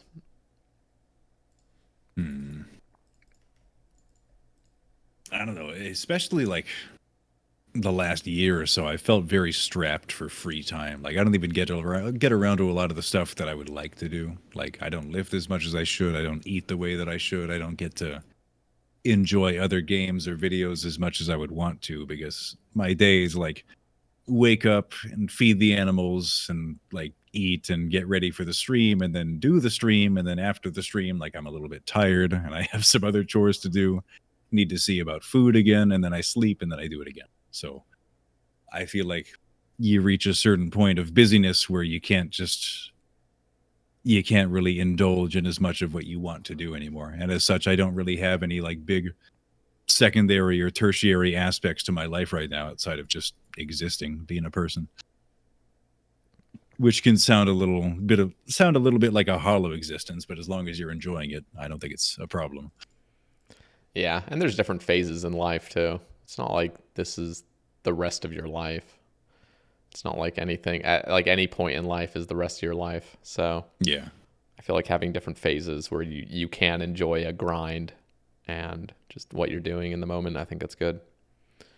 But yeah, when you have a full-time occupation and responsibilities, you kind of move past a part of your life that a lot of people, especially in the community, are still very much in their late teens and early 20s, where you can kind of just like pick a thing or two that you're into and dedicate your whole being to that. Like you kind of lose that luxury at a certain point. Mm-hmm.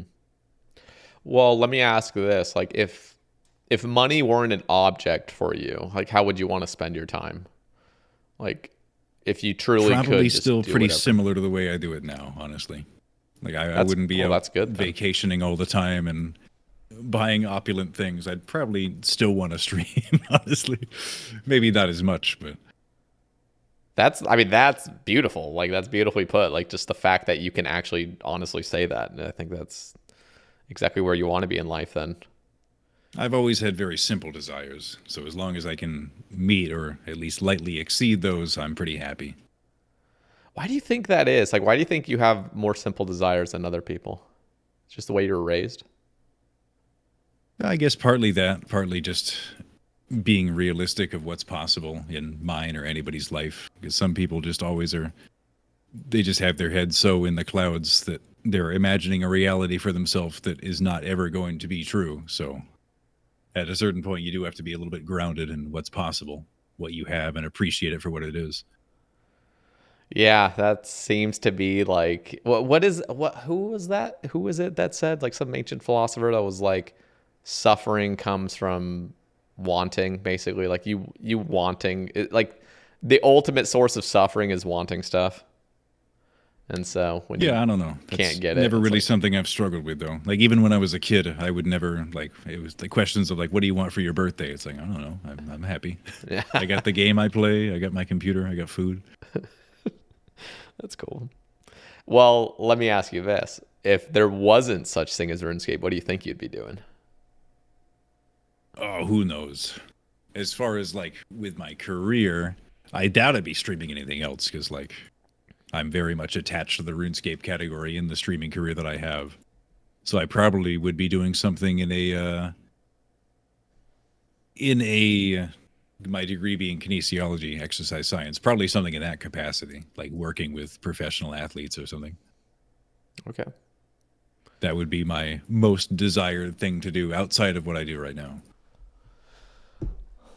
Okay. Sid asks, pre-stream ritual. I always love this question actually, because everyone seems to have their little ritual, whether it be like looking at the camera, getting that perfect angle or whatever for a little bit, or like, getting your drinks ready.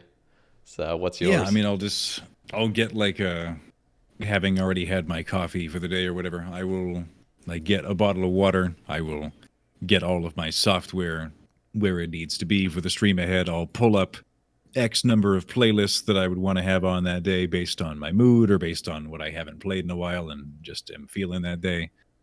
I'll like get my headphones on and make sure my hair doesn't look stupid, and then just start. There's no big like fancy ritual or anything. I'll just do the bare necessities of what has to be done. That's good.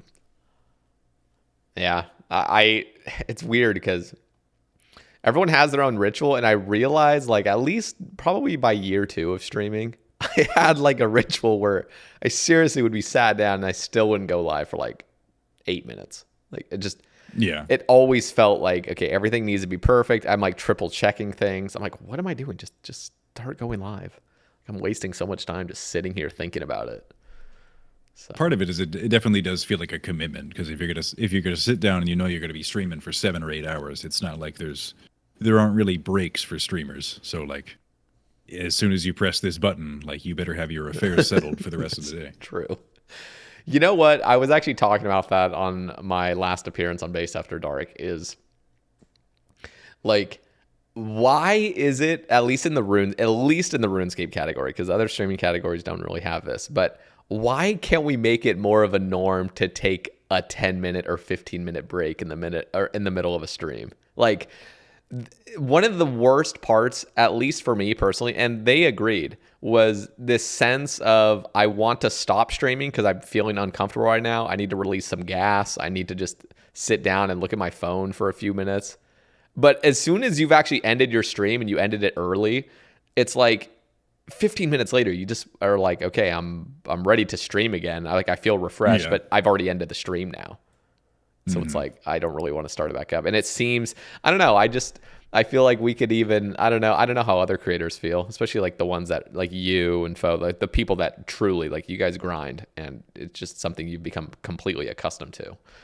Like, I just wonder, though, how much better that would be for our own mental health. Just take like a 15-minute breather, come back and feel actually fully refreshed. I also will feel remorse sometimes if I'll like end the stream, and then I'll like peek back at the category like 40 minutes later, and just fucking nobody's live. And I'm like, oh man, I shouldn't have ended. Like, my people have no home right now. I wish I was still alive. But then you have that feeling of like, oh, I already ended for the day. So it's like, it's weird. It's like, you could just go live for a couple hours, but that doesn't feel right. Right. Yeah, it's interesting. It's I think most people learn pretty quickly in streaming. Like they will take a food break or something, and they'll come back to 60% of the audience having fucked off, and most probably won't come back because now they're occupied with somebody else's stream. So you just kind of learn pretty quickly to be very brief when you have to get up and go. Yeah, it's true. I know. It's a shame that that's the way it is. It's like subconsciously you're just thinking, no, it's over. Every minute that passes now, it's just more reason to fully end. Yeah, it used to stress me out big time anytime I'd have to go, even just like going to pee or getting up for 2 minutes. Now it doesn't bother me as much if I have to go like make a sandwich. I'll take my time. I won't hurry or anything. That's good. Come back, get back into it. That's good. That's good. Okay, let's see. Bayless Mango asks, what is your favorite OSRS content to watch on YouTube and Twitch? Ooh, on Twitch, I don't know, because I don't even watch that many Twitch streams outside of my immediate group and things that are technically also pertaining to my own interests, because I'm part of the group. But if I had my choice, I like to see people doing like spectacular things, like when Wooks will go live once in a blue moon to do something nobody's ever done. Like that is a hype Twitch viewing experience for me. And on YouTube, I just like when a video has a lot of thought put into it and it's something unique. Like my favorite YouTube videos right now are Torvesta's High Risk Hardcore. The episodes, few and far between though they may be, have so many hours poured into each and every clip and every episode, and it just, as somebody who plays the game, you can't help but appreciate it. Yeah, he is a great YouTuber. He's actually like blossomed into just like, obviously he's always been a giant of the category of OSRS YouTube, but like at that point you can really just do whatever you want. Like you can just fuck around and you'll still get hella views, but he's actually putting in like more effort than ever before, which is awesome. Yeah. Yeah. It's a little bit sad that the YouTubers' livelihood does hinge so much on ads. So a lot of the people don't get to release as many videos as perhaps they would want to, just because like, why bother putting in the effort to a video that is not going to perform at all in terms of making you money, because then you won't have that video to put out at a time when perhaps that opportunity would be there for you to monetize it. Yeah, no, that's true. I mean, that seems to be a common thing with like higher up YouTubers. Like it's funny how that works. Like initially when you start anything like Twitch or YouTube, like money's the last thing that's on your mind. It's like you're just doing it for fun. But then as soon as, that becomes your full-time thing, like you need the money, and it changes the game entirely. Unless you are A, Mr. Mammal, or B, Bodie, then it's like, all right, new video every day, unmonetized, no sponsors, enjoy. That's the way to do it. I love Bodie's videos because they still just pop off. Everyone wants to watch a Bodie YouTube video. Oh, yeah. It's just like a warm hug of a video. He can just do whatever he wants. That's the way to go about it. Okay. Let's see. Oh, wait. There was one more question on that. What is your favorite episode of SpongeBob? Ooh. I'm big on, the first 3 seasons, which were helmed by the showrunner, Steven Hillenburg at the time. Those, like, all 3 of those seasons were cooking. You can't just pick, like, one episode, because it would feel like that would be despite, like, the other 60. The episode where they swear, though, it's kind of hard to top it. See, I didn't get to watch that much SpongeBob as a kid, so like, not like I didn't. A lot of people didn't. Just didn't have a lot of people were. A lot of people had SpongeBob withheld from them by their parents or other things. The funny thing is, like, we weren't even withheld by it. We just didn't even have like that channel. Like, we didn't have full cable. We just had the basic stuff like Simpsons, Malcolm in the Middle. Yeah.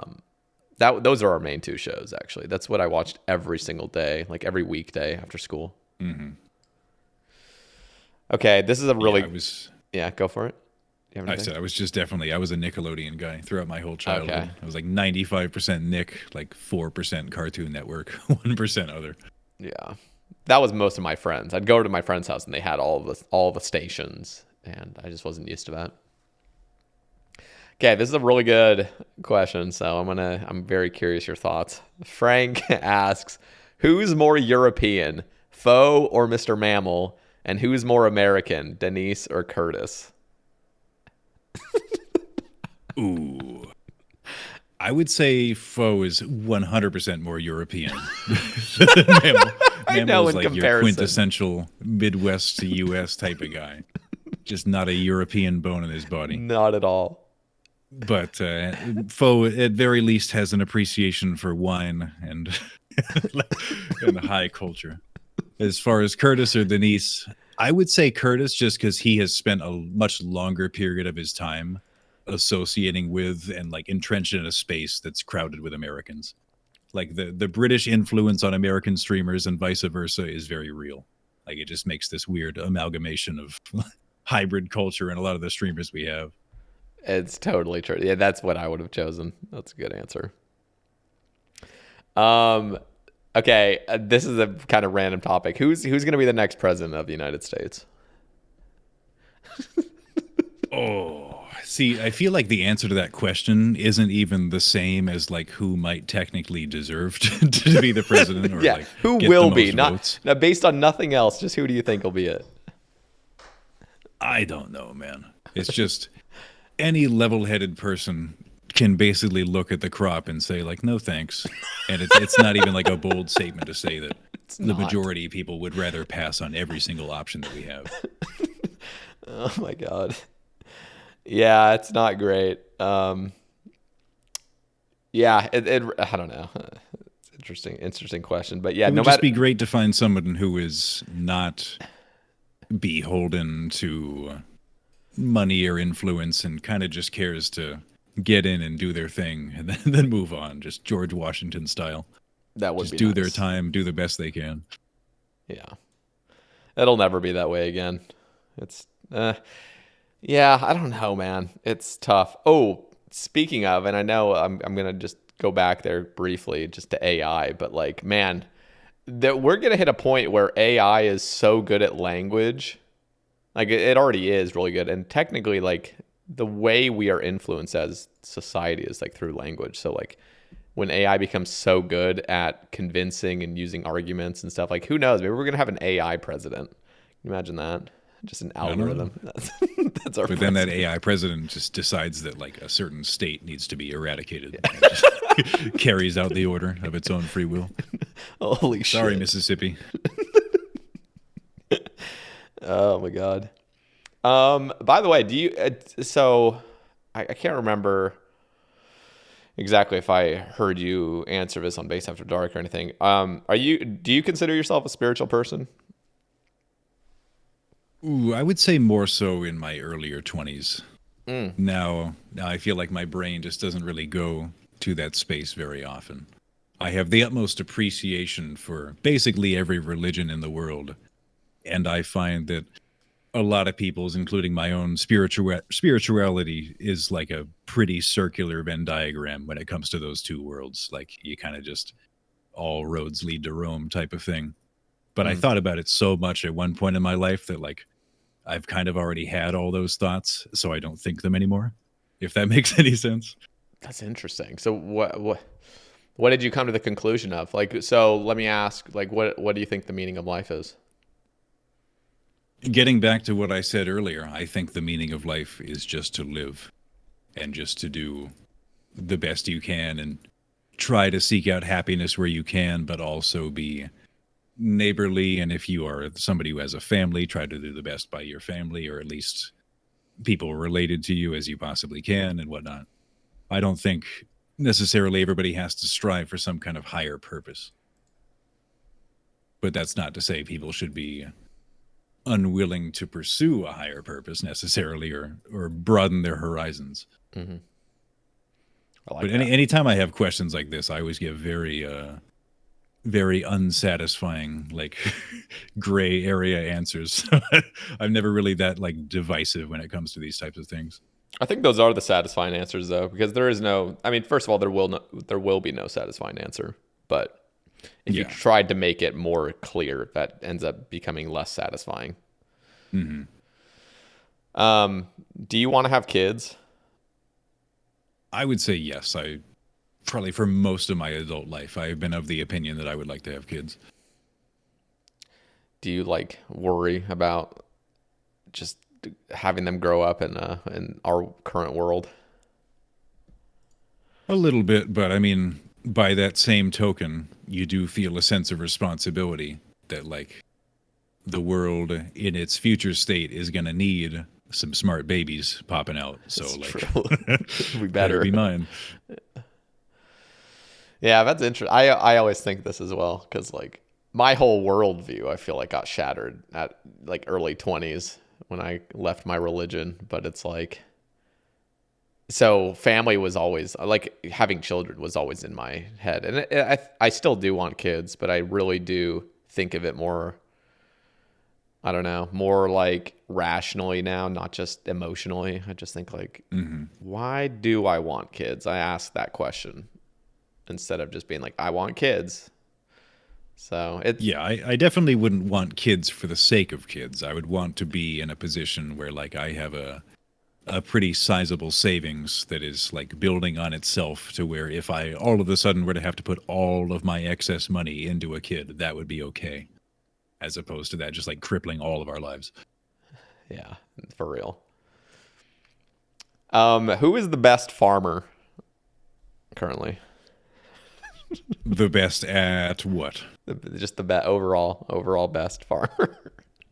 Oh, it's got to be Curtis, man. Curtis puts in the work. I think he's got all of us by like 100 total level right now. He's just Curtis through and through, grinding all the time, just putting in the effort individually and for the team. I don't think any one of us would give a different answer other than that. What a gamer. That dude's been going so hard for so many years, and he still has a smile on his face. Yep. I love it. I'm actually going to be talking to Curtis on Tuesday on the Sae Bae cast. Cool. So I'm excited for that one.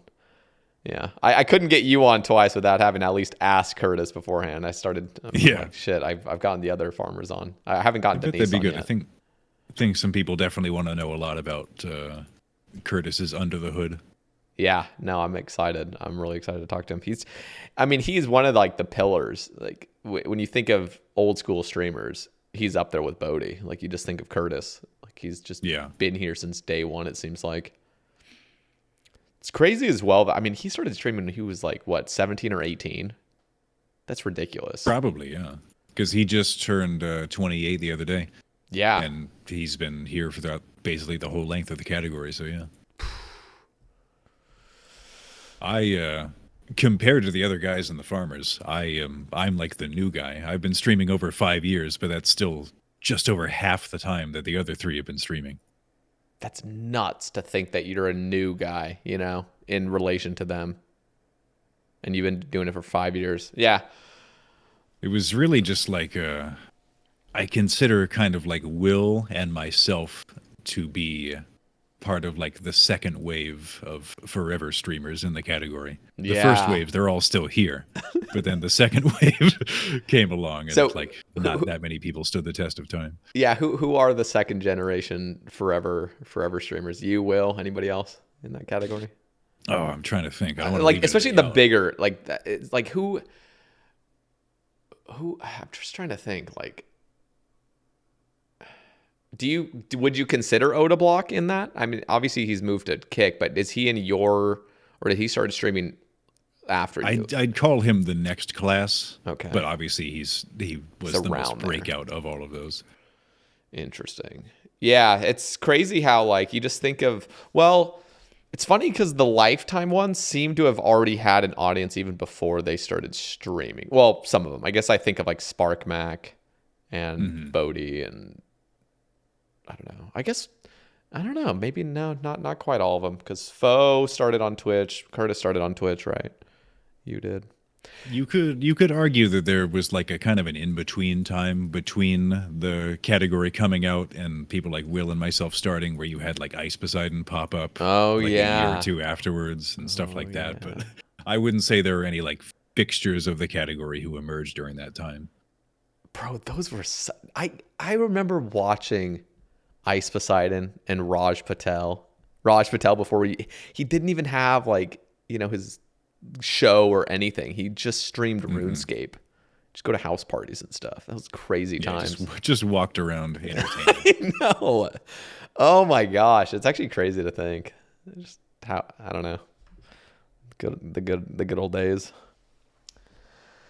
But yeah, it's nice these days to see people who are like real Goliath streamers who either have or have developed a certain fondness for old school, pop in every now and again and just like make a new account or stream a little bit. That's cool. I'm glad we are. I'm glad, well, personally, and I'm pretty sure you could say the same, just like being involved in the old school category, because it is something special. Like it's absolutely, yeah. You don't see it with other games. Games die all the time. Old school kind of just is forever. Yeah, the joke is always that like things are just in this space going to look like roughly identical in like 60 years. Everyone's just old now. Oh my gosh. Farmers V20, things like that. Jesus Christ. Would you ever make a different group Iron Man, or are farmers forever? Other than like a very short project with like a firm destination, I don't think so. I would never want like an indefinite group with anybody but these guys. Okay. Okay, I'm curious now. What are your thoughts on, I just briefly mentioned it earlier, what are your thoughts on sailing or a new skill in general? Do you think it's good for the game? I think so, if well implemented. I personally voted for sailing, but my reasoning behind voting for sailing was that I found it to be, in the way that it would manifest, I thought it was the potentially least game-breaking of the skills, and that I thought the other two could just fundamentally change everything about the way that we approach the game. Whereas sailing would just be more like an expansion that can coexist and perhaps aid what we already have. Yeah, that's how I started seeing it. You're totally right. Even though they tried to make taming sound like it wouldn't be influential throughout the game, it definitely would end up being. I never really got a firm picture of what they wanted taming to be in the first place. They didn't know they did not know what they wanted it to be, because they're trying to cater to two different people, like people that like pets and want them to have involvement throughout the game, and then those that absolutely hated summoning, and so they're just going to keep them as little pocket pets that do nothing.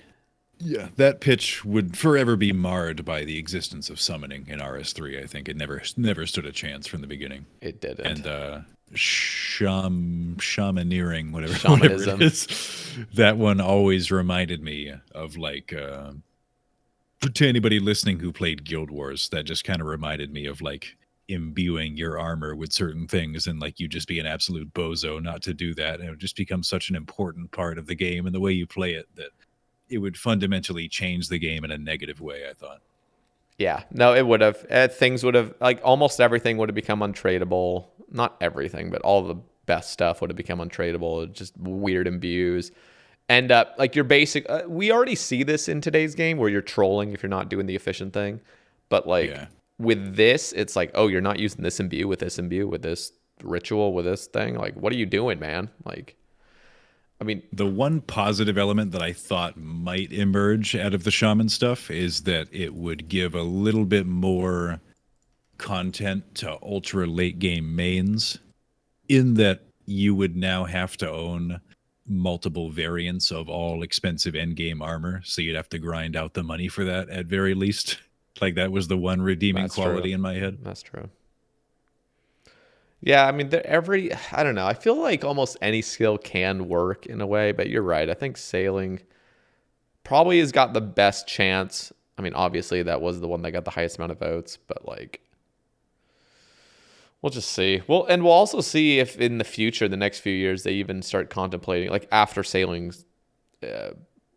comes out or doesn't come out, if they're going to start considering adding even more additional skills.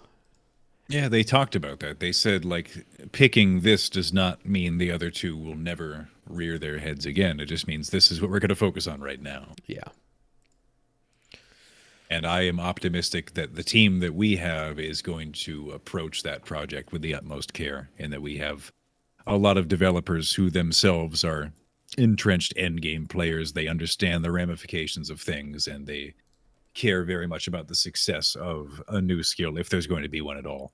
Mm-hmm. And they are willing to, like, even with all the work done over the next 6 months to a year, just be like, all right, we're pulling the plug. This is not going to work.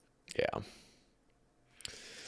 Yeah, we'll have to see. I'm excited for the game's future. I think the team understands, what the community wants for the most part, and they're aware. I'm glad Ruinous Powers got scrapped. I don't know what your thoughts were on that new prayer book. Big time. That was scary. I don't know who the fuck was asking for another prayer book, but I'm certainly glad that we didn't get one. That was scary, man. Like, when it first hit the beta, it just looked so fucking foreign. I'm like, what is going on? This is dangerous. We're in dangerous territory. But yeah, I'm glad it got scrapped. I was very pessimistic that was going to be like the beginning of the end, but seeing it get scrapped, I was relieved. Yeah, it gave I feel like the community a little bit of comfort, realizing that the team can make an executive decision like that. That's good for the game. Mm-hmm. That's nice. When it gets right down to it, the team's always been good at that, especially as it relates to like MTX. Should be thankful that we've always had upper management who was willing to stave off the corporate overlords and like being like, all right, I know that game monetization is the flavor of the month, but that's not going to work for this game. And I'm sorry, but we can't let you do that. Oh my God. Jagex has opened up a role for a new community manager. And I'm just praying to God it's not just like a mobile games person that comes in. I have experience with games, been in the mobile industry for 15 years. Like, oh, Jesus Christ. Yeah. Coincidentally, though, the highest paid gaming CEO by basically double the number two being Bobby from Blizzard, the most highly paid to the tune of like almost $400 million a year is a mobile game CEO. Jesus Christ, $400 million a year. Yeah, a company you've never even heard of. They just make mobile games, and those mobile games make shit tons of money. God, dude, it's such a fucking shame that that's kind of what happened with gaming. It's all because it's because of mobile gaming in general. Like, it just completely lowered the standard of what gaming should be. like across the board. It's so sad. Everything. I remember when I was big into Call of Duty in my teens, it kind of started around that era where like you'd get a Call of Duty, then you get next year's Call of Duty. And then the expectation was that you get next year's Call of Duty and then look forward to 3 incremental expansion packs to that Call of Duty, which you would also have to buy as downloadable content. And that just became the expectation. Like, all right, what are the maps going to be for this DLC and this DLC and this DLC? And everybody would buy them. And then it just became the industry standard. It's crazy, dude. I just remember like going to the store, going to Walmart as a kid and knowing when you buy a game, this was like early Wii days, like because my family got a Wii for Christmas. It's like right when the PS3 came out, Xbox 360 and the Wii all came out. We got a Wii, of course. God damn it. I wish I had gotten like a PS3, but that was back when you just buy a game and you're good and you just play the game, have fun with it. Yeah, it's not really like that anymore. It's just, I don't know. I guess part of it is just nostalgia for me, just missing the good old days. I miss the PlayStation 1 days. Like, yeah, for sure. Man. We were an Xbox household, mine. Oh, we really? got the original Xbox the Christmas that it first came out alongside Halo because it came bundled with that and all that. Holy. We had Xbox 360. Also had a GameCube and had a Wii, but I barely used the Wii. Yeah.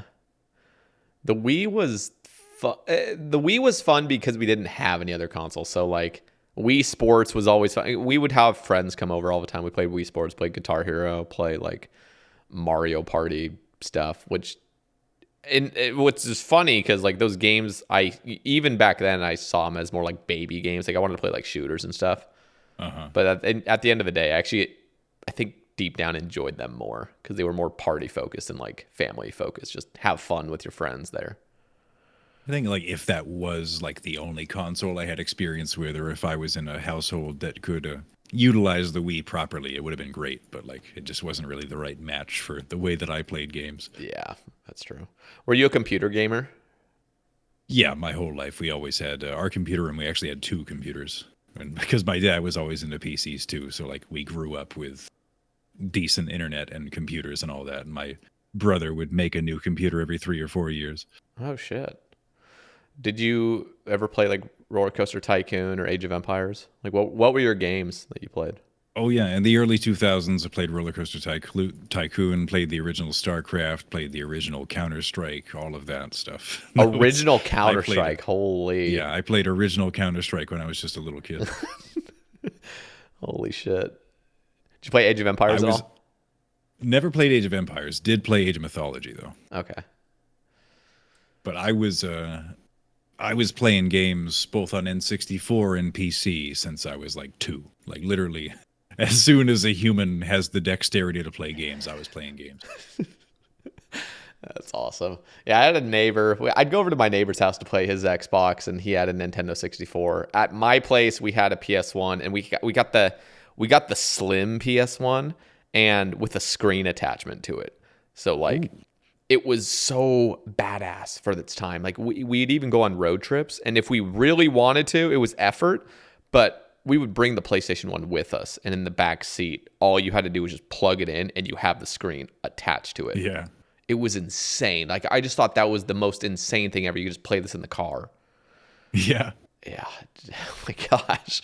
Now you can play games anywhere you are at any time. Literally. Yeah, I remember even thinking about like RuneScape. I remember thinking like, man, it would be cool to be able to like, play RuneScape on the go, sort of. Like even as a kid, I never even could fathom it being on like a small device because I just had like these crappy Samsung MP3 players that there's just no screen room for anything. But just the idea of being able to play RuneScape wherever sounded amazing. So. Well, people didn't even know that you could have multiple browser tabs back in the day. So, like, if you were playing RuneScape, you had one monitor. It was occupied entirely by the by the RuneScape client. Oh my God, dude. My mom told me, like, when she was a kid, she would daydream in school of being able to have a little device, a mini television that she could watch underneath her desk, and just thinking that.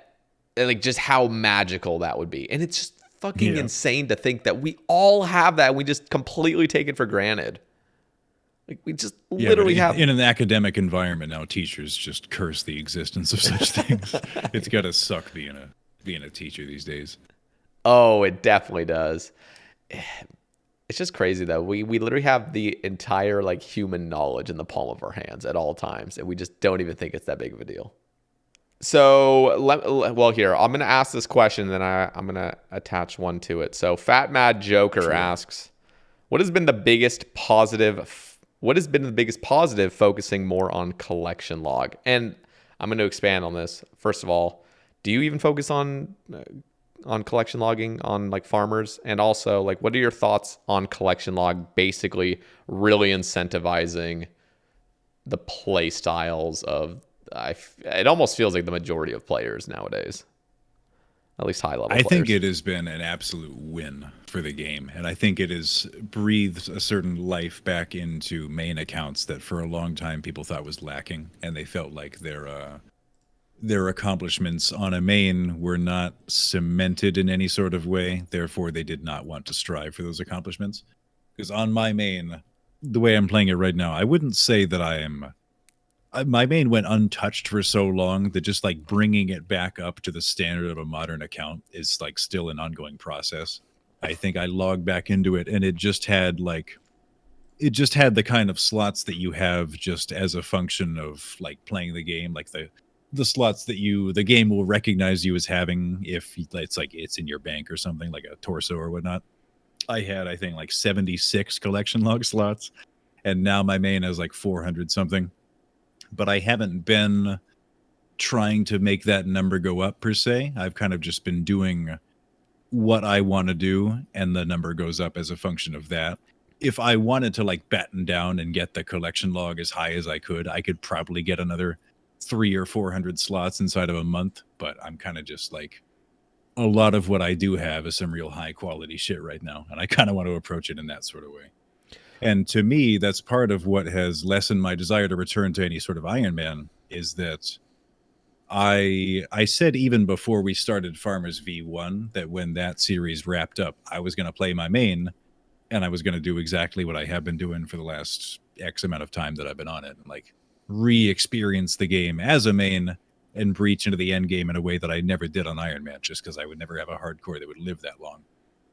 And in doing collection log stuff, getting that collection log pop up on a main, even if you didn't earn all of your kit so as to do that boss and then get the collection log slot, the satisfaction of getting the collection log slot to me is every bit the same as doing it on an Iron Man. So like a lot of people will write off the main game style having not experienced it since like 2014, and I think they're doing themselves a disservice in that. Okay, so a few things. Collection logs definitely made Main Man feel more like Iron Man. It almost feels like nowadays you can't. It's hard to even play RuneScape as we used to just even like 8 or 9 years ago, like as a main. Like it felt like you could really make your own path in RuneScape and not have any real pressure to do anything else. This is before Max Cape. This is before like there was really even a big PVM scene at all. It just seemed like you just played because you wanted to do a certain thing, whether that be get a 99 or whatnot. Nowadays, it really feels like you're kind of at least under the illusion that you need to play as an Iron Man in a sense, where it's like get as many things as possible and like experience the game. Which I just think people like seeing some sort of like tangible evidence that they have played the game and accomplished things in their time. And I'm the same, because like I had so many hardcores that would just, the moment I died, they would get washed away, and like it's as if I never played them at all, other than people who viewed that content. But like a main, if you get a pet, that's one of your collection of pets forever. That's not some fleeting thing that's exciting right now, but in 6 months you're not even going to be on the account. Yeah. Well, let me ask you this, because one of the problems we see with collection log is this idea that it needs to be completed and that everything needs to be. It's not everyone thinks this way, obviously, but it seems to be like, especially with like Jar of Darkness, which first of all had its own issues. Don't get me wrong, but the entire reason it got buffed into where it is now, 1 in 200, I believe, is just simply because people wanted it as a collection log slot. Where like beforehand, it didn't matter. It was just a super rare, silly drop that it was tradable. It had no use. And what my fear is like in the future, like everything is going to be just more and more and more obtainable. My fear especially is Third Age. And having it become in the next few years as people are just like, oh, well, we already have all collection logs except for our Third Age. Jagex, can you please buff, clue raids? Can you please buff this? Like I guess that's a little bit of my concern. Do you have any thoughts on that? Yeah, I don't share the opinion that like just because it exists doesn't mean that somebody has to be able to complete it, because anybody in the know knows that's probably never going to be the case. It's just, I think it's a little bit neurotic that some people will think that just because it's there, they have to be able to fill every single one of those slots, even all the Third Age and whatnot. Because I think part of the fun is just getting as far as you can. And even now there are tools and websites to where you can cross-compare people's relative progression in that. And it'd be cool if there was like an official way of doing that too, Jagex side. I'm glad you think that. There's been a lot of guests I've had on the cast that just are like actually against having a collection log high scores, or even just a simple number that's that's officially public. Like that's what I want. I just want to see in the high scores, you see your skills, you see the clue scrolls, you see the bosses, and you see your overall collection log number. I feel like that would just be simple and enough. I don't know. That would be cool. Because you could take a look at two accounts, two maxed mains right next to each other, and they would, for all intents and purposes, look identical. But if one has like 1,150 collection log slots and the other one has like 410, that paints a very different picture. Yeah. No, I think I want that to be in the game, honestly. It just gives people something to do when you reach, like, a lot of people aren't super into PVM or whatever. Maybe they maxed their account, they've done all the quests, and they don't think they have much else left to do in the game. That's something to do. That's going to take you forever. So there's never any end to the content. That's part of that's actually a downside though. That's I think why a lot of people want the collection log to feel like it's completable, because having something that's not completable ends up burning you out. It's just like, oh, well, this is an entirely pointless goal. It depends. It depends on the player. I feel like some people feel that though. Yeah, I can understand both sides of it. I'm just of the opinion that not everything has to be fucking greened for you to be able to enjoy the process. There's people want a comp cape, and I've been advocating, instead of a comp cape, add a collection log book that upgrades every 100 collection logs.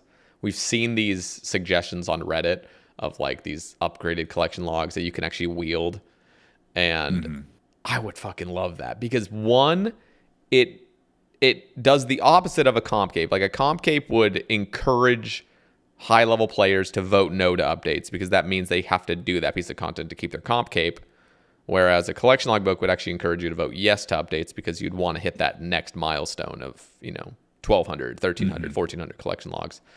And at the same time, you're also giving that incentive that like, hey, even though I know the collection log's not completable, at least this next 100 is completable, and that's a workable goal you could hit. I don't know. I think that would be it'd kind of be like a Raids 2K cape, but like people would actually care. Yeah. Nobody even knows what the Raids cape looks like. 14 people do. No. By the way, the deeper you push into the collection log, it is implied that you have experienced more of the game. And that's also getting back to the main versus iron conversation. I also give big ups to the main account mode partly because of the collection log, in that Iron Man, unless you reach like your state in Iron Man, or just a very deep Curtis-like state where you're just like picking and choosing what you have left to do, you don't touch unnecessary things, and you don't go back to content that you don't really have to be at anymore. Whereas in a main, if you want to make that collection log go up, you got to dabble in everything that there is to do. Yep. And you have to like learn the game inside and out. You probably don't have strong feelings on this, but I want to ask anyway. So TOB and TOA, you just have to do 2,000 of any version of it, and you get the cape. CMs though, you have to do CMs instead of normal chambers. Do you think they should change that so you can just do 2,000 normal chambers? I would say you could make a little bit of an argument that the expected completion counts for TOB and TOA, like when will I be green logged in that content, maybe excluding pet, significantly before 2K. You go kind of dry at chambers, you're going to passively get that highest achievement. And for that reason, I think they're a little bit different. Whereas with challenge modes, you've probably completed the content long before that, and you're just specifically pushing for that accolade. Well, I would actually, on that argument, I would actually like turn it on its head and say that's exactly the reason you should do CMs in the first place, is because if you really care about green logging it, then you should be doing the most, point heavy raids. Yeah. So maybe that would just almost inherently encourage you doing CMs anyway, because, I don't know. I don't know. That's never something I've had to worry about because I've never been so strapped for activities that I thought about raiding 2,000 times needlessly. Yeah. Oh my gosh. Okay, so this is kind of a random question, and I'll be surprised if you have an answer. But who do you think is like the greatest old school RuneScape player right now? And the greatest RuneScape player. Continue that thought, please. Sorry, say that again. I said continue that thought, okay. Please. I think I cut you off. No, so greatest OSRS player, and there is no, I'm not going to throw any, extra stuff, like greatest PVMer, greatest PKer, greatest content creator or anything, but just greatest OSRS player. Is there a name that comes to mind when you think of that? Well, the popular answer obviously is Wooks, just in how innovative he's always been, and the certain content that he's been the first to complete, like the Inferno and solo TOB. Getting back to earlier, though, those in the know could make a very serious argument for Port Khazard, given the accomplishments that he's had. There are also people who are lesser known that could probably do similar things, and I don't know how long it's been since Kelvino's played the game, but I know that he paved the way for a lot of Inferno speedrun content that we see nowadays. So who's to say he wouldn't be number one if he still actively played? I don't know. It's just kind of hard to cross compare because we're talking about people and their performance in activities that they create for themselves to stretch their own boundaries. And it just gets a little bit muddy at a certain point. I would probably say... I would say... Yeah, go ahead. I would say probably Wooks if I just had to give a simple answer. Thinking. The most impactful player. Yeah. In terms of accomplishments. I'm thinking Wooks as well, just overall, even though absolutely I'm not dogmatic about him being the greatest PVMer still. I think that's really silly. I don't think he would ever call himself that. He wouldn't have even called himself when he was. But the people that think that he's still the greatest PVMer, I'm like, what? Have you seen have you seen Noob Type, for example? That dude's wild. That dude's insane. He just runs 600 TOAs like they're cake. Yeah, it's just Wooks has just always had the ability to dissect a piece of content and understand the game engine so thoroughly that he's always just on the forefront of these types of methods. Yeah. I remember when Chambers came out and he just had a comprehensive Chambers guide finished in 3 weeks. People didn't think it was soloable content. It wasn't intended to be soloable content, and he had a solo guide in 3 weeks' time. The dude is just brilliant. His mind just works differently.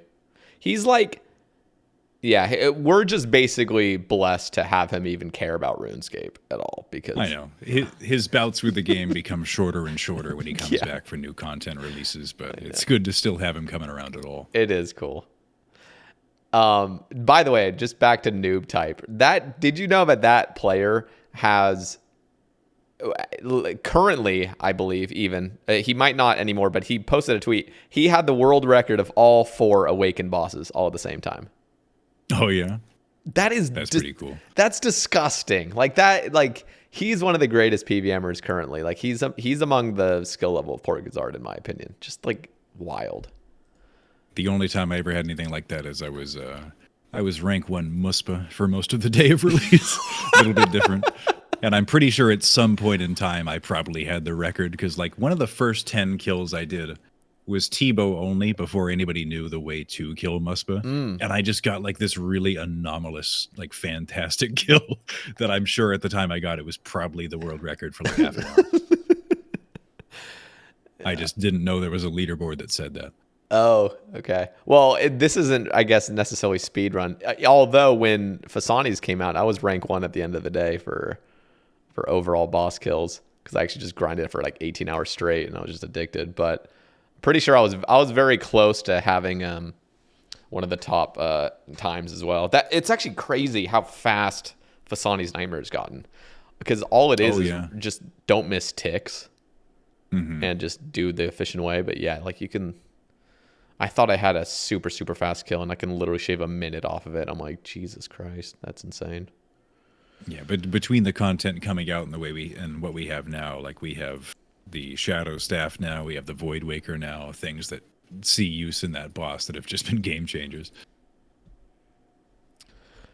Okay, this is I'm unfamiliar with this, but Kinda Blue asks, who killed you on that Tob maze?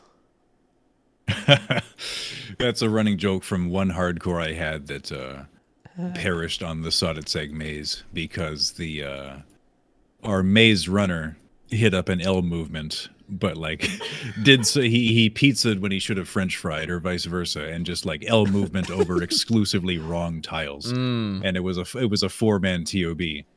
And I was already on like a somewhat of a handicapped character, so I was probably sat at like 72 or 73 HP, just like a little bit below a green bar. But like just those 2 or 3 ticks of 4-man TOB explosions, just that's ultimately what killed my character.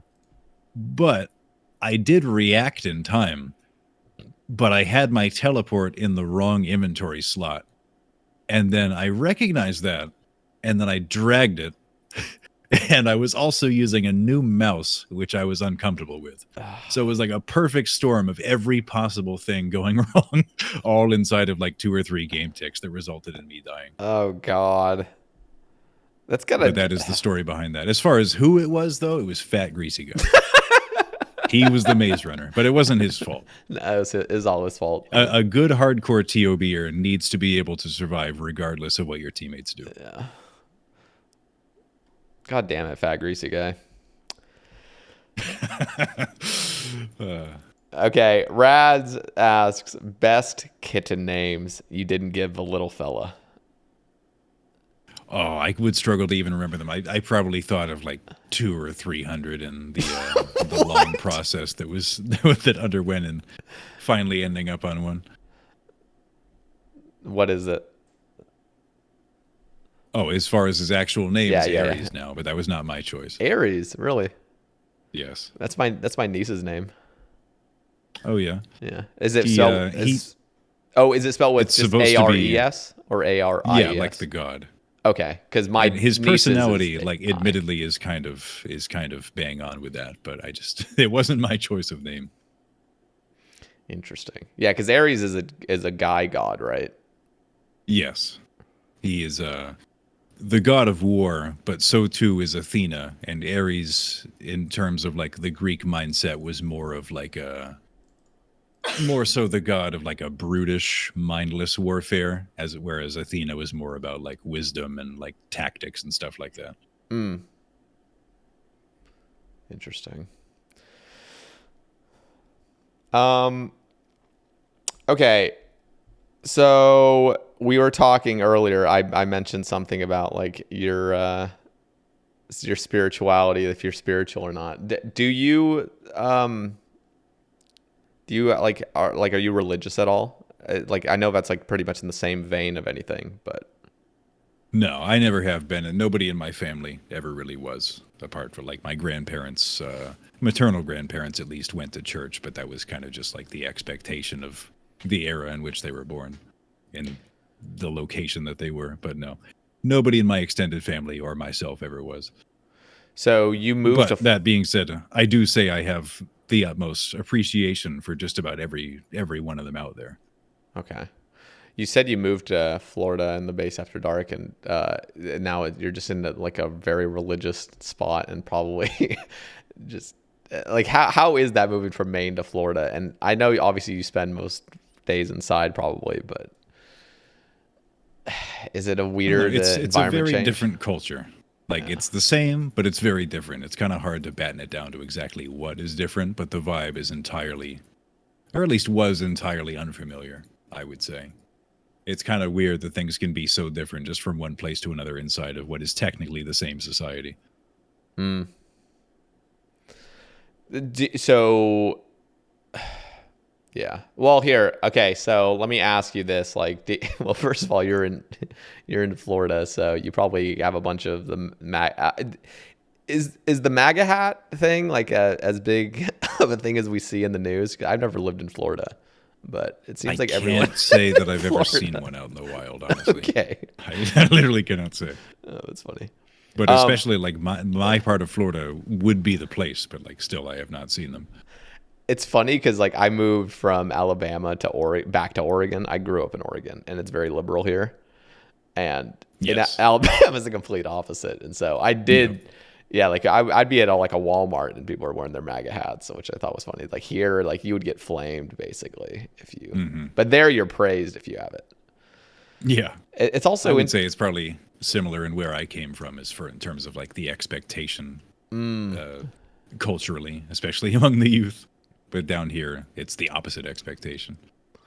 So before you met your girlfriend, did you ever use dating apps? I have in the past, but they're never something that I enjoyed or really even used in the same way that other people did.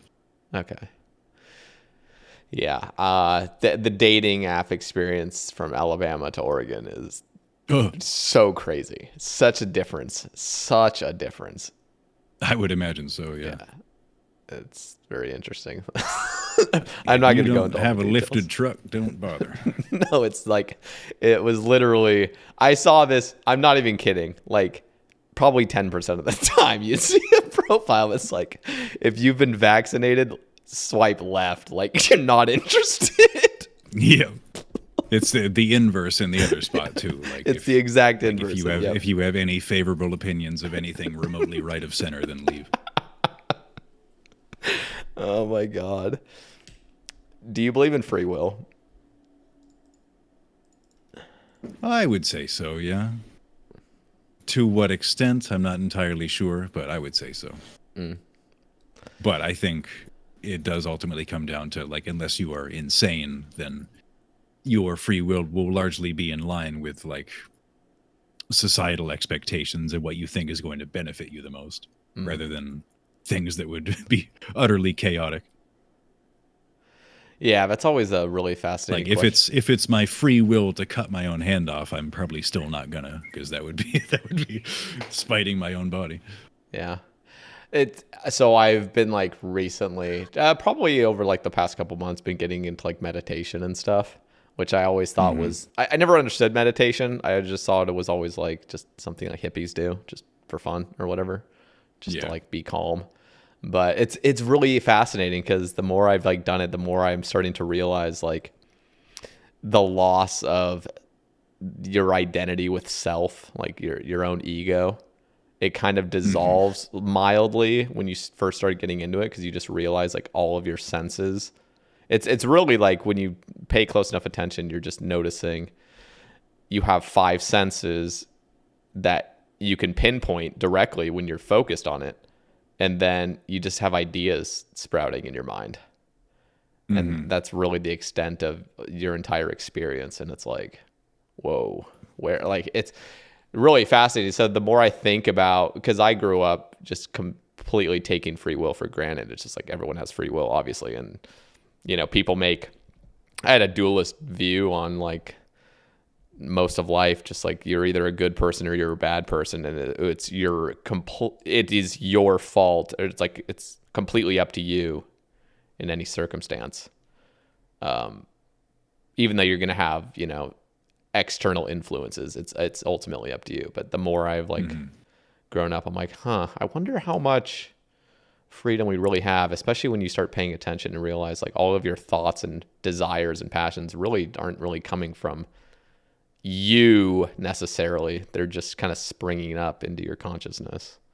Yeah, there's nature and there's nurture. Bad people can do good things. Good people can do bad things. I've always been a very big advocate, though, of people just having at least some span of time in their life just to be exclusively with themselves and get to know themselves as best they can for probably longer a period of time than most people would think that it takes for that to happen, because it's not something you can just like set aside a month of not being in a relationship or something and just like fully understand yourself. It takes a very long time. And then you can use your understanding of yourself and how you fit into the world as a springboard to more aptly relate to other people and just be a more well-rounded person. Yeah. So you spent, so you've just recently started into like a relationship, but how many years were you single? It would depend how you define it, I would say. I guess having like a very long satisfying time by most relationship. people's definitions, quite a long time, but that's not to say that I was like without what many others would consider to be some such thing. Okay. Do you think that time was valuable for you?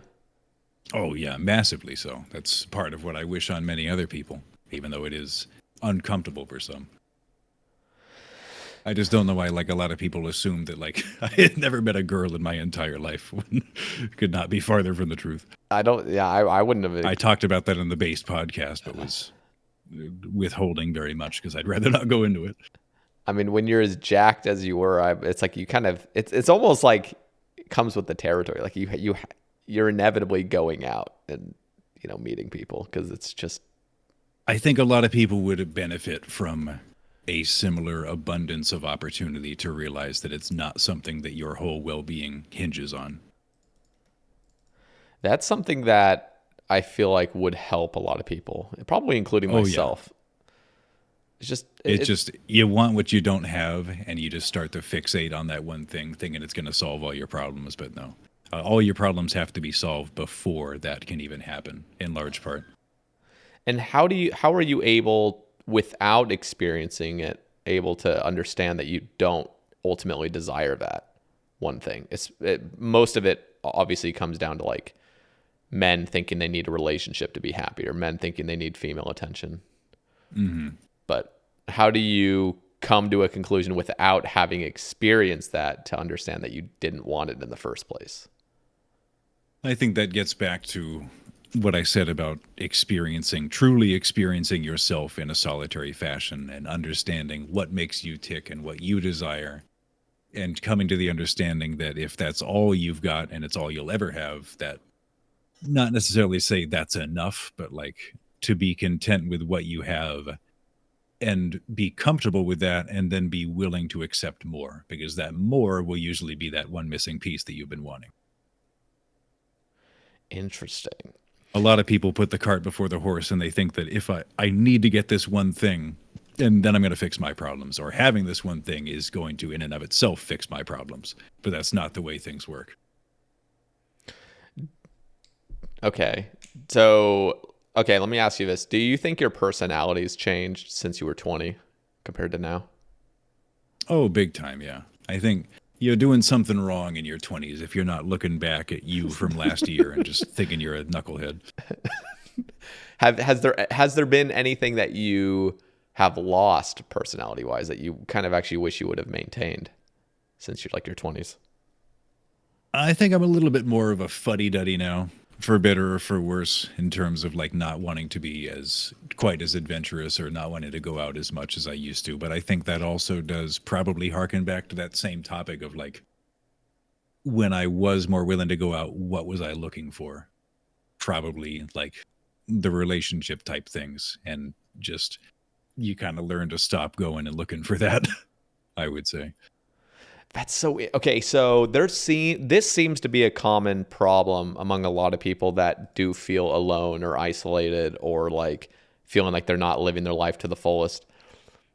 I feel like it's the same thing with relationships, where it's like you almost have this aching desire because either society's telling you, or you feel this something inside is pulling you to like do more with your life or like live more or be more adventurous, and you don't because you don't feel like that's ultimately you in a sense, but it eats you up, and for a lot of people, they become neurotic because they think they are like having unfulfilled desires. Do you think that's ultimately the case, or do you think it's just the fact that they have this pressure from society to be more like adventurous and stuff? I think it is the human condition to want certain things, like, beyond food, water, and shelter. Like, you want to have a family, or at least most people do, and you can feel like you are lacking when you don't have that thing. But ultimately, it does come down to you being okay with who you are, to the extent that nobody else's opinion or thoughts of who you are or what you have or don't have can change that. And in that comfort, you will miss the things you don't have a little bit less, or you'll yearn less for things that you don't have, and understand that if you want to be a proponent of like destiny or something, that if you deserve to have them or they're the right thing for you, that they will eventually come to pass. And I think that's part of why I've had any degree of success in my current relationship, is because it was probably the only one in my life that did not start out under that pretense. And I think that's a mistake that a lot of people make, is they're like, I am in the market. Anybody I meet is going to be a candidate. And if you are not, then you are out of my life. Whereas like in my own relationship, we were friends for a very long time. And like, there's nothing that really could have changed that aspect. And then just over time, it evolved into what it is now. I think you have to be willing to, and I think people who have like female friends or sisters or like female cousins they're close with are benefited in seeing the other sex through a completely different lens, and like getting comfortable with conversing and just existing in the same space as a woman without their brain just immediately going to like relationship prospect. Yeah. Because that is something that people can read on you. They can smell it a mile away, and it's super ick for a lot of people if they feel like you want nothing to do with them outside of that capacity. Interesting. Yeah. So let me ask you this. Do you think love is just a bunch of brain chemicals, or do you think there's something transcendent about it?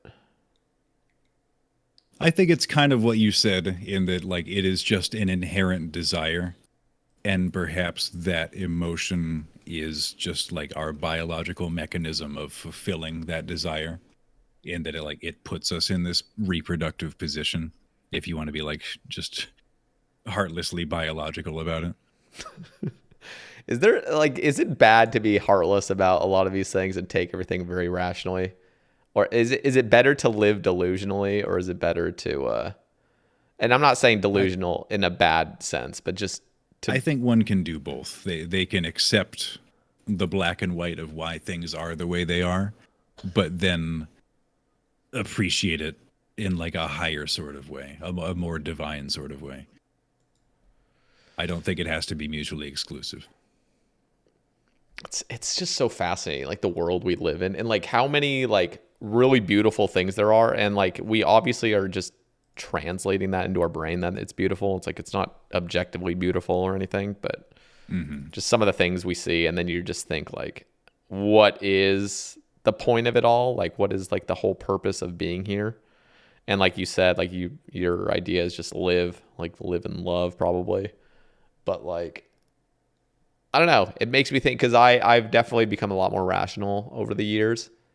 And it's not like that has or hasn't, it's like that isn't any reason that my quality of life has necessarily like gotten better or worse. Just being a little bit more objective about reality. But it makes me definitely like, I don't know. I'm just kind of going on my own little ramble right here, but it's like, what is like the deeper meaning behind all of this? Like, of just being alive. Like, I feel like there always has to be. And so that's what gives, at least that's besides, religion in my early years giving me, a lot of purpose. Now it's like, I feel like life in general, like there's so much mystery and so much like unanswered questions that like that's what, at least in my head, gives me purpose. I think spirituality and living in that sort of way and artificially induced bouts of spiritual thinking from like psychedelics and whatnot do kind of serve both purposes in that they make you take a deeper look under the hood and see the complexity of all that is. But at the same time, they more clearly paint all of the similarities and just like the simplicity of those same things. So you're coming at it from both ends. Yeah. Wait, have you personally done psychedelics? In my college days, I did everything you could expect a college person to do. Did you have any like profound experiences? No, actually, I'm like the most boring person when it comes to that sort of thing, in that I did Really? it to such an extent that I reached the finish line, and now they don't do anything for me. Because I've already thought every thought that there is to be thought in that brain state a million times over, and there's just nothing left. There's no more searching to be done. And I attribute that largely to, or not largely, but at least partially, to why I am so comfortable with myself. Okay, so well, I'm going to push back a little bit on the brain state. I don't think it's one brain state. I think there's infinite brain possibilities. I feel like it's slightly closed-minded to think you've experienced it all, even though I don't think you're really saying that you've experienced it all, but you've experienced what you can experience maybe with a certain substance or whatever. I think, no, I don't want to embellish the topic, but like when I say that I would indulge in that sort of thing, there was a period of my life where like that is all that I would do. And like most people who have a different opinion probably did not ride quite so hard as I did so as to be having that conversation. Am I able to press on this? Are you okay Sure. with that? So what ultimately stopped your desire to do it? Basically when it stopped doing anything, and I just felt like everything I did was just a repeat of what I had done in the past. It's like, okay, I have thought all of these thoughts, and to do this more is just pointless and a waste of my time and money. Interesting. So I can't say that's a common opinion that I've heard other people have. I haven't heard. I also much. think a lot of those people have not quite done as much as I ever did. Did you have any really negative experiences? No. Really? I knew people who did. Like I had one person handle his acid worse than I've ever seen anybody handle a drug in my life, and have to be hospitalized because he was just fucking freaking out. But yeah, myself, I am always very good at keeping a positive disposition and understanding that even if you do feel some negative sort of way, not to like freak out about that, because there's nothing you can do, and B, like oftentimes those are the important thoughts to be had. So was your friend, by the way, that was hospitalized, was he, by any chance, do you know, was he religious? No. He was like, I believe he grew up in the South, and maybe you could say that his family, he kind of had one of those like innocent 2.5 child, like dog, perfect household type things. I feel like he had experienced a lot less overall negativity in his life up until that point. And maybe that is why it hit him quite so hard as it did. So this, I have no idea about the brain. Like there's so much that goes on, especially under like psychedelic experiences. But at least in my own personal experiences, like I had a lot of very beautiful trips that were just extremely profound, and things that I just still to this day, I am just in complete shock, even though I can barely even remember them fully. Obviously, it's like there's something there. But then I've had very, very negative experiences, and the weird thing about those negative experiences is it brings up my unconscious, and it feels like everything's very religious. It's like this idea of having almost lived in a fantasy and having that crumble in a sense. Like it's hard to describe. That is the thing. That is the main thing that does it to most people, is that it's not a lack of enjoyment of the time that they spend in that brain state. It's that they don't want for it to end, and they are trying to fight the come down from it. and that is a fruitless endeavor. Trying to fight it, because you have to come down. The state that you're in, I consider that to be a borrowed brain state. That information and the way that you're feeling, that is not for you. You are simply like peering into the window of what you see at that time. You cannot take anything from inside the house of the window that you're peering in. And the lessons you learn are basically incommunicable. And to try to communicate what you think that you thought or the profound lessons you've learned is just going to stress you out more. Like at a certain point, you just have to accept it for what it is. Be like, that was a good time. I'm going to try to do the best I can to implement these spiritual thoughts into my regular life. But beyond that, it's out of my control. It's so fascinating. Okay, did you ever do mushrooms, or did you ever do DMT? DMT, no. Mushrooms, yes. Okay. DMT, I've only ever done mushrooms psychedelically, like that's, and I guess weed if you consider that psychoactive or psychedelic, but like, I think some argue that it is if used in a very different way than most people do it. I think there are arguments that if people do indulge in weed, that it is supposed to be used kind of like binge drinking. Like you abstain for like 2 weeks and then you just get like plastered on a weekend. And that is when your brain will be the most active, as opposed to like the dawn to dusk, do nothing, lack of productivity type of smoking. Okay. Well, were you ever a pothead? Like, did you ever chronically smoke weed? Also around that same time, I did definitely have periods of that, but that is also another thing that I learned to like stay away from because it was no good for me. Yeah, that was me as well. For different reasons. Not that I learned everything, but more like just like this is not a productive use of my life. And I think a lot of people who use heavily do ultimately come to that same epiphany at some age. Yeah. Which is a very responsible thing to do, to realize that something can be good, but too much of a good thing can be bad. Yeah. It's funny, like, because you can't ever like exactly convince or try to push anybody like away from certain, like some people just need the experience. Like some people need to experience it, and you need to allow them to have that freedom of experience. But most people will, I feel like, eventually come to their own conclusion. Like maybe doing this all the time is probably not the best thing. I like, there's a very small percentage of people that can be, especially those in like creative career fields, that can be benefited by it. But I think 99.99% of people that are like, oh, it doesn't affect me. It's like, well, have you tried abstaining for a little while to see what you're like when you're not using it? Because, and a lot of people that think that it isn't of detriment or there are no withdrawals, like you have never used anywhere remotely as much as the people who are giving these kinds of warnings. Yeah. Interesting. Okay. Well, I don't know. I have a bunch of like theories and stuff, like just, of course, nothing scientifically backed whatsoever, but just theories on my own, like psychedelic adventures that I had, because I definitely did it a lot, at least for like a good span of, I don't know, around like 6 months or so, 7 months. But yeah, I'm not one of those people that's like, oh, if all the world's politicians could just like get high, then they'd learn their lesson. I don't think that. I don't think that. My second trip, that's all I thought. Yeah. That was my second trip. I was like, holy shit, everyone needs to do this.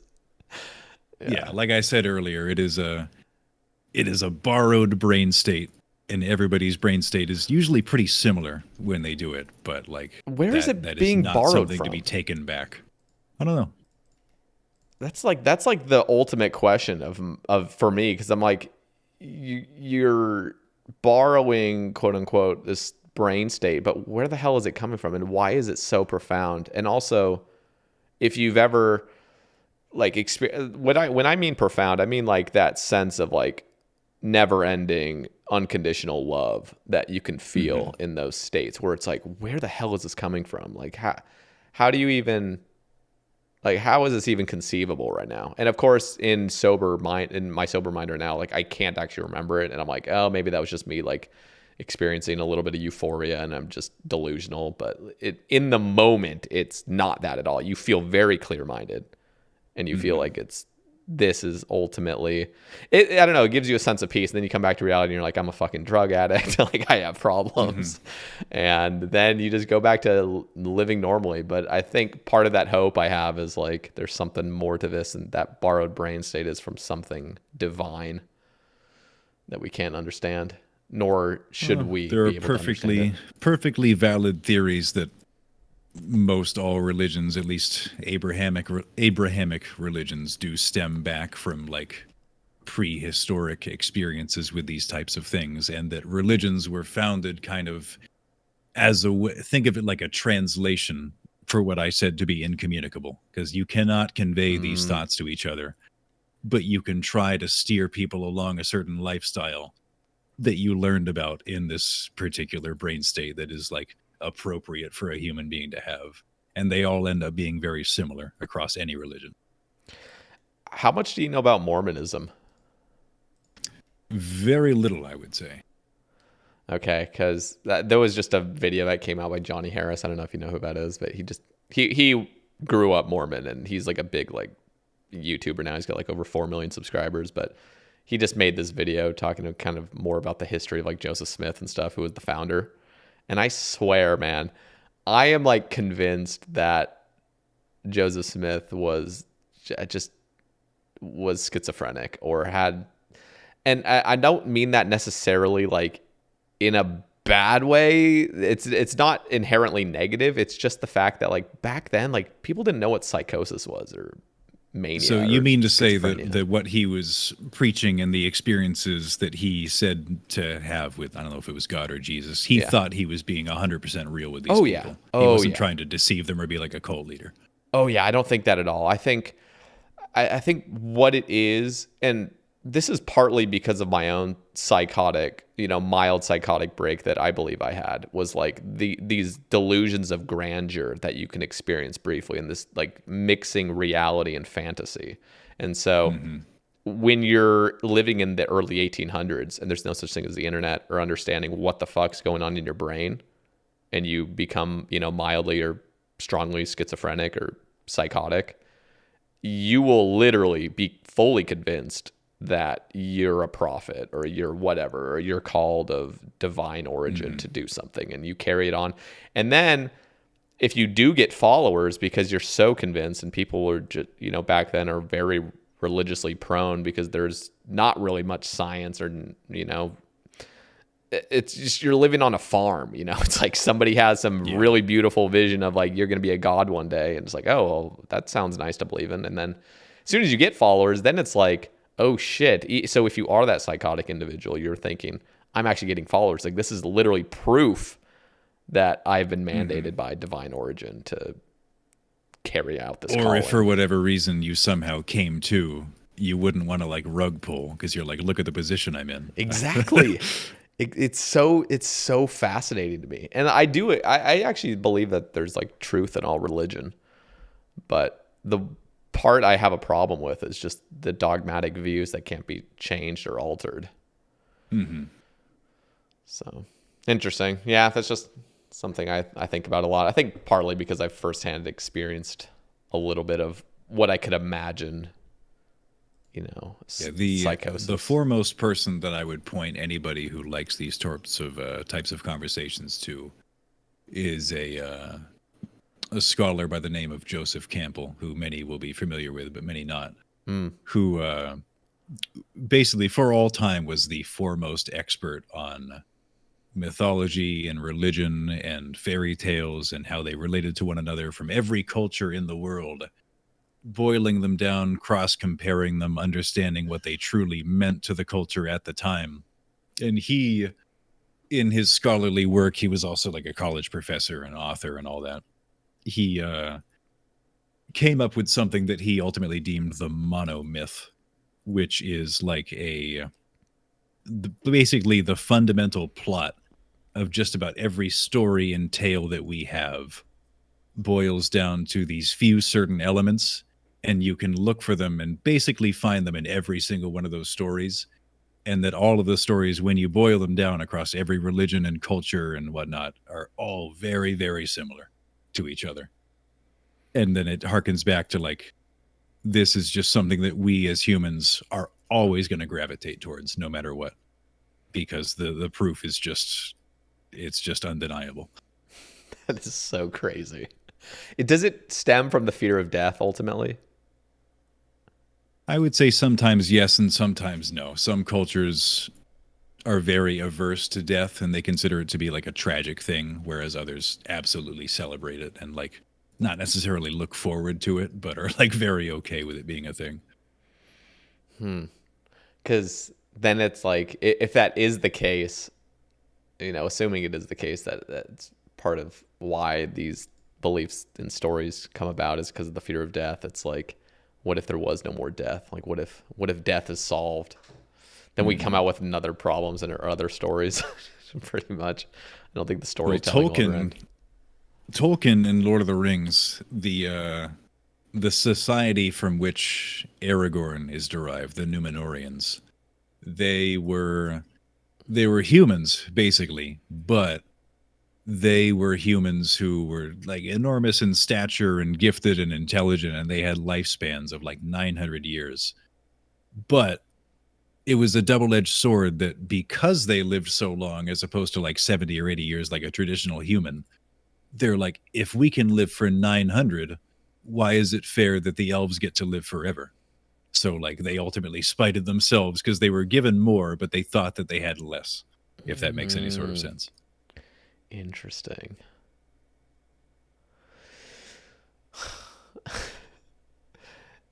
Wow. Yeah.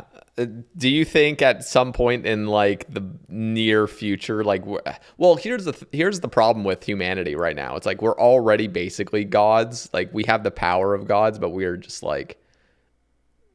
still apes. Or at least what our ancestors would consider the power of gods. Yes. Yeah, exactly. Yeah, we're still in medieval ages in like 1,000 years from now. Yeah, I don't know. I just find it fascinating that we literally live on the cutting edge of like the future, just nonstop, and we have no idea what's going to happen. I think that's really exciting. Yeah, and you can't. It's one of those things where you can learn from history, but what if you're presented with something that has never historically happened or even come close to happening? It's uncharted territory. It's crazy. Okay, we've covered all topics, so that I feel like we can start wrapping up on. Eh? Yeah, let's start. So we got some good meat out of the end of it. Yeah, we did. That was the real beef right there. The bottom of the peanut butter jar still had something to spread. Okay, well, here, I'll ask you two questions. One will be the shout-outs. That'll be the second one. But first is, where do you see yourself, let's see, in 2 years from now? 2 years from now, I mean, physically at a different location, but probably doing the exact same thing. You want to move? I will be moving like relatively soon, probably in the next couple of months, I would say. To where? Because where I am was never intended to be like a permanent thing. At least as far as the house. Like I might be in a similar area, but I'm not sure. Are you able to say where you're going to move, or is that private? No, because I don't know. I tend to take these things like very in the moment, which with the current housing and rental market is not necessarily the play, but it's kind of what I've always done. Do you want to stay in Florida? I wouldn't mind, but I'm open to any number of things. Okay. Because the different parts of Florida are very different from other parts of Florida. You should move to Oregon. It's beautiful here. The farthest west I've ever been is Chicago. And aside from that, it was Columbus. You should come over here. But yeah, never been out there. Someday I will. I'll determine if it's something I like. Yeah. But I'm quite partial to New England myself in terms of like places that I think are the tippy top. I see. And by New England, I mean not Massachusetts or Rhode Island or New Hampshire. Okay. What really else? Just Maine and Vermont. Okay. What else do you want out of the 2 years? So you're moving. You still want to be doing the same streaming stuff. Is there any other exciting things that lie in your future? I think if I could be doing even ballpark how I am right now. Like, even if things were to get like a little bit worse from the way they have been the past couple of months, I'd still be doing quite all right. So if in some future I could be doing better than I'm doing right now, I'd be very okay with that. That's cool. That's a great position to be at. I'm happy for you. I'm happy to see how much your consistency. I know you. I think like a year and a half ago or something, you definitely did take a break, but ever since you came back, you've been very consistent, and that goes to show like your numbers and just the people that are in your community. It just goes to show like you're putting in the consistent hours and showing up, and I think that like speaks volumes. So keep it up. You deserve your success. Yeah, that's part of it with the streaming game is popularity begets popularity to a certain extent. So you just got to put some time in the game ultimately. Yep. Cool. Okay, I'm going to ask 3 shout outs now. Ooh, if we could make it 4, then I would shout out all my group Ironman teammates. We'll make it 4. Mammal, Faux, Curtis, and Denise. Awesome. Because I got nobody else to shout out, I would say. Okay. Fuck everyone else. No, I think that's appropriate. Farmers are definitely farmers for life. Like that's just yeah. Because like ultimately we're in this together and we're having a good time. But like as I said earlier, my channel is half the age of theirs. Their follower counts are accordingly much bigger than mine because their channel is twice as old, and I have benefited from the gravity of their presence in the category, and for that I'm extremely thankful. Even if they did not like intend to throw me a bone in that way, that's still the circumstance we're in. That's cool to acknowledge that as well. Okay. Connor, I've enjoyed this conversation. This was really nice. This is cathartic for me in a sense. Yes, me too, my dude. It's been fun. Yeah, it has. So guys listening, down in the description, Roidie's Twitch and Twitter will be down there. I'm just maybe our 3rd appearance, Roidie will have started a YouTube. Maybe 4th appearance, we'll see about that. But one day you'll keep asking. One day there's going to be a link down there to link his YouTube. So, but is that fine for right now? Twitch and Twitter. Yeah, that's totally okay. That's all I got. Okay. Cool. All right, guys. Next Tuesday we're going to be having Curtis, aka MMORPG, on the cast, and just a couple days after that we'll be having Mod Bruno on. So 2 big exciting guests. And sweet. Yeah, I'm very much looking forward to both conversations. Well, so if you've listened up to this point, thank you, and I will. I'll see you all in the chat, I suppose. Hell yeah, guys, go follow Roidie down on his Twitch. Go enjoy some farmers content, and we'll catch you guys in the next one. Peace. Bye bye.